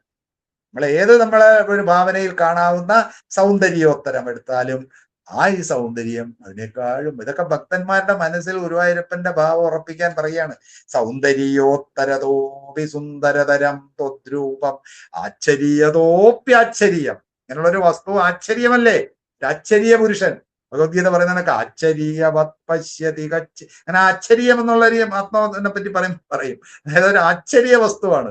പക്ഷെ എങ്ങനെയാണെന്ന് നമുക്ക് അതിനെപ്പറ്റി പറയുമ്പോഴും കേൾക്കുമ്പോഴും എല്ലാം ആശ്ചര്യമാണ്. പക്ഷെ ഇവിടെ അതിനേക്കാളും വലിയ ആശ്ചര്യമാണ് ഗുരുവായൂരപ്പന്റെ കാര്യം. കസ്യ ആർക്കാണ് കുതുകം പുഷ്ണാദി? ആർക്കാണ് കുതുകം ഉണ്ടാക്കാത്തതെന്ന് വെച്ചാൽ എല്ലാവർക്കും കുതുകം ഉണ്ടാക്കുന്നു. ഈ ഭഗവാന്റെ രൂപം കണ്ടു കഴിഞ്ഞാൽ പിന്നെ വേറെ സന്തോഷത്തിന് പോണ്ട. ഇവരുടെ കുതുകം ഇവിടെ തന്നെ നിൽക്കും. അതാണ് ഗുരുവായൂർ എല്ലാവരും ഇങ്ങനെ പോയിക്കൊണ്ടിരിക്കുന്നതേ. എന്നവര് തന്നെ വീണ്ടും പോകും. നമ്മൾ ചോദിച്ചു കഴിഞ്ഞാൽ ഞങ്ങൾ കഴിഞ്ഞ ആഴ്ചയും വന്നായിരുന്നു. എന്തുകൊണ്ടാ? ഈ കുതുകം ഇങ്ങനെ അവിടെ കാണും തോറും ഉണ്ടായിക്കൊണ്ടേയിരിക്കും. ഒരു ക്ഷയിക്കാത്ത ഒരു സന്തോഷം നമുക്ക് ഗുരുവായൂരപ്പനിൽ നിന്ന് കിട്ടുമെന്നാണ് ഈ ശ്ലോകത്തിന്റെ താല്പര്യം. ഇങ്ങനെ ഈ 3 ശ്ലോകങ്ങളും നമ്മൾ കഴിഞ്ഞു. ഇതൊന്നും കൂടെ ചൊല്ലാം. യത്രൈലോക്യമഹീയസോവിമഹിതം സമ്മോഹനം മോഹനാത് കാന്തം കാന്തി നിധാനതോപി മധുരം മാധുര്യതുര്യാദപി സൗന്ദര്യോത്തരതോപി സുന്ദരതരം ത്വദ്രൂപമാശ്ചര്യതോപ്യാശ്ചര്യം ഭുവനേന കസ്യ കുതുകം പുഷ്ണാദി വിഷ്ണോ വിഭോ. വളരെ വിനീതൻ, സർവ്വലോകത്തിന്റെയും എല്ലായിടത്തും നിറഞ്ഞിരിക്കുന്നവനും സർവശക്തനുമായിരിക്കുന്ന അങ്ങയുടെ ഈ രൂപം ആർക്കാണ് ഭഗവാനെ സന്തോഷം തരാത്തത്? ഇതാണ് ഭട്ടതിരിയുടെ പ്രാർത്ഥന. ഇനിയുള്ള സമയം നമുക്ക് സംശയ നിവാരണമാണ്. എന്ത് വേണമെങ്കിലും ചോദിക്കാം ഈ പഠിപ്പിച്ചതിൽ നിന്ന്. സാറേ, പുഷ്ണാദി എന്നുള്ളതിന്റെ അർത്ഥം എന്തുവാ? പോഷിപ്പിക്കുന്ന, വർദ്ധിപ്പിക്കുന്നത്. പുഷ്ണാദി കുതുകം വർദ്ധിപ്പിക്കുന്നുണ്ടല്ലോ, അത് ഏതാണെന്ന്. കസ്യ ആർക്കാണിത് കുതുകം വർദ്ധിപ്പിക്കാത്തത്? കസ്യ എന്ന് വെച്ചാൽ ആർക്കാണ് കുതുകം, സന്തോഷം വർദ്ധിപ്പിക്കാത്തത്? പുഷ്ണാദി ഉയർത്താത്തത് എന്നുവെച്ചാൽ ആർക്ക് കണ്ടാലും കൗതുകം ജനിക്കുമെന്ന്. ഈ ഭഗവാന്റെ രൂപം ഇവിടെ പോകാത്തത് കൊണ്ടാണ് നമുക്ക് കൗതുകം വരാത്തത്. അവിടെ പോയി കണ്ടു കഴിഞ്ഞാൽ ആർക്കും ഈ കൗതുകം ഉണ്ടാകും. കാരണം അത്രയും മനോഹരമായ ഒരു വസ്തുവാണ് അവിടെ ഇരിക്കുന്നതേ. ഇതെന്താ ഉണ്ട്?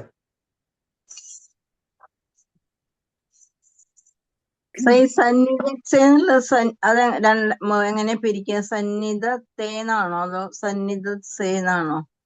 നമ്രാണാം സന്നിധൽ കഴിഞ്ഞ മറ്റേ ആദ്യത്തെ വശത്തിലാ അല്ലേ? നേരത്തെ ചോദിക്കായിരുന്ന പോയിട്ട്. അല്ല, ആദ്യത്തെ 8ാമത്തെ അല്ലേ?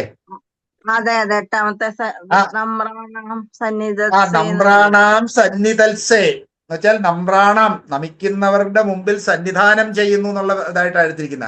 അല്ല, സന്നിധത്തെ എന്നല്ല, സന്നിധൽസേ.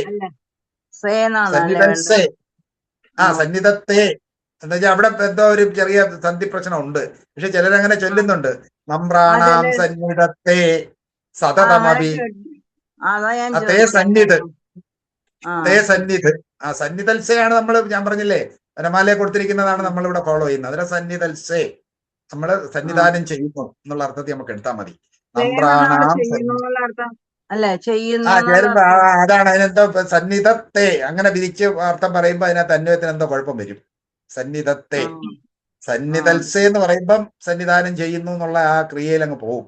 അതാണ് നമ്രാണാം സന്നിധൽസേ സതതമപി. ശരി, താങ്ക് യു. വേറെ എന്താ ഉണ്ട്? അല്ല, അത് ചോദിക്കാൻ അല്ല, വേറെ സംശയങ്ങൾ വേറെ ആർക്കെങ്കിലും ഉണ്ടെങ്കിൽ അൺമ്യൂട്ട് ചെയ്തിട്ട് ചോദിക്കാം. സാറേ റെക്കോർഡിങ് കിട്ടുമോ സാറേ? റെക്കോർഡിംഗ് ഇടും ഇടുന്നുള്ള റെക്കോർഡ് ചെയ്യുന്നുണ്ട് ഇത്. കഴിഞ്ഞ എല്ലാവർക്കും അയച്ച് കഴിഞ്ഞ ആഴ്ചത്തെ കണ്ടില്ല, അതുകൊണ്ടാണ് ചോദിച്ചത്. അത് നാരായണസ്വാമി അത് അയക്കുന്നുണ്ട് എല്ലാവർക്കും. അത് ഗ്രൂപ്പുകളിലെ അയക്കാൻ പറ്റുവേ. ഈ ഗ്രൂപ്പിൽ എല്ലാവരും ചേരണം. ഏതെങ്കിലും ഒരു നാരായണീയ ഗ്രൂപ്പിൽ ഇവരെല്ലാം ചേരണം. ചേരുമ്പോ അവിടുന്ന് ഇതെല്ലാം കിട്ടും. സ്വാമി എല്ലാവർക്കും അയക്കുന്നുണ്ട്, എല്ലാ ഗ്രൂപ്പിലേക്കും. ചേരുന്നവർക്ക് നമുക്ക് അയക്കാൻ അറിയാം. എന്തോ ഗ്രൂപ്പിൽ ചേരാൻ എന്ത് ചെയ്യാൻ? ഞങ്ങളൊന്നും ഗ്രൂപ്പിലില്ല. അല്ല, നിങ്ങളിത് ആരാണ് ഇത് സജസ്റ്റ് ചെയ്തത്? ഇത് ലിങ്ക് തന്നതാരാ? ഇത് മറ്റേ ഗുരുവായൂര് സമിതിയുടെ ഇതിന് ഞാൻ എടുത്തതാ, സത്രസമിതിയുടെ. അല്ല, സത്രസമിതിയിൽ നിന്ന് കിട്ടിയില്ലേ? ആ അല്ല, ഇത് നാരായണീയ സമിതിക്കാരുണ്ട് നമ്മുടെ ഈ കേരളത്തിൽ. മൊത്തം ഒരു 500 സമിതിക്കാരുണ്ട്. അതിൽ മിക്കതും നമ്മുടെ ഈ സത്രസമിതിക്കാരുമായിട്ട് അറ്റാച്ച്ഡ് അത്. അതിന്റെ എല്ലാം ലിസ്റ്റ് നാരായണസ്വാമിയുടെ ഉണ്ട്. ഇതിന് ഏതെങ്കിലും ഒരു ഗ്രൂപ്പ് നിങ്ങൾ ചേർന്ന് കഴിഞ്ഞാൽ നമുക്ക് ഈ തരുന്ന മെസ്സേജ് എല്ലാം കിട്ടും. ഇപ്പൊ അടുത്ത ക്ലാസ്സിലെ മെസ്സേജ് ഏതാണെന്നേ ആ ഗ്രൂപ്പിലിടും. നിങ്ങൾ നിർബന്ധമായിട്ട് ഈ അതാ ഗ്രൂപ്പ്. നിങ്ങളെ നാട്ടിലെ നാരായണീയ സമിതിക്കാരുണ്ട്. ഈ സത്രസമിതിയായിട്ട് രജിസ്റ്റർ ചെയ്തിട്ടുള്ള നാരായണീയ സമിതിയിലെ ആൾക്കാരുണ്ട്. അതിന് ഗ്രൂപ്പുകളുണ്ട്, എല്ലാ ജില്ലകളിലും ഉണ്ട്.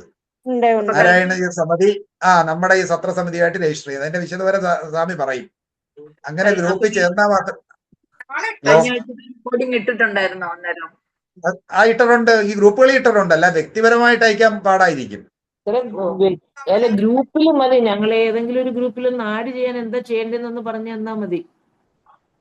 അതെ, നിങ്ങളുടെ ഈ നമ്പർ ഇതിനകത്തുണ്ടോ? ഉണ്ട്.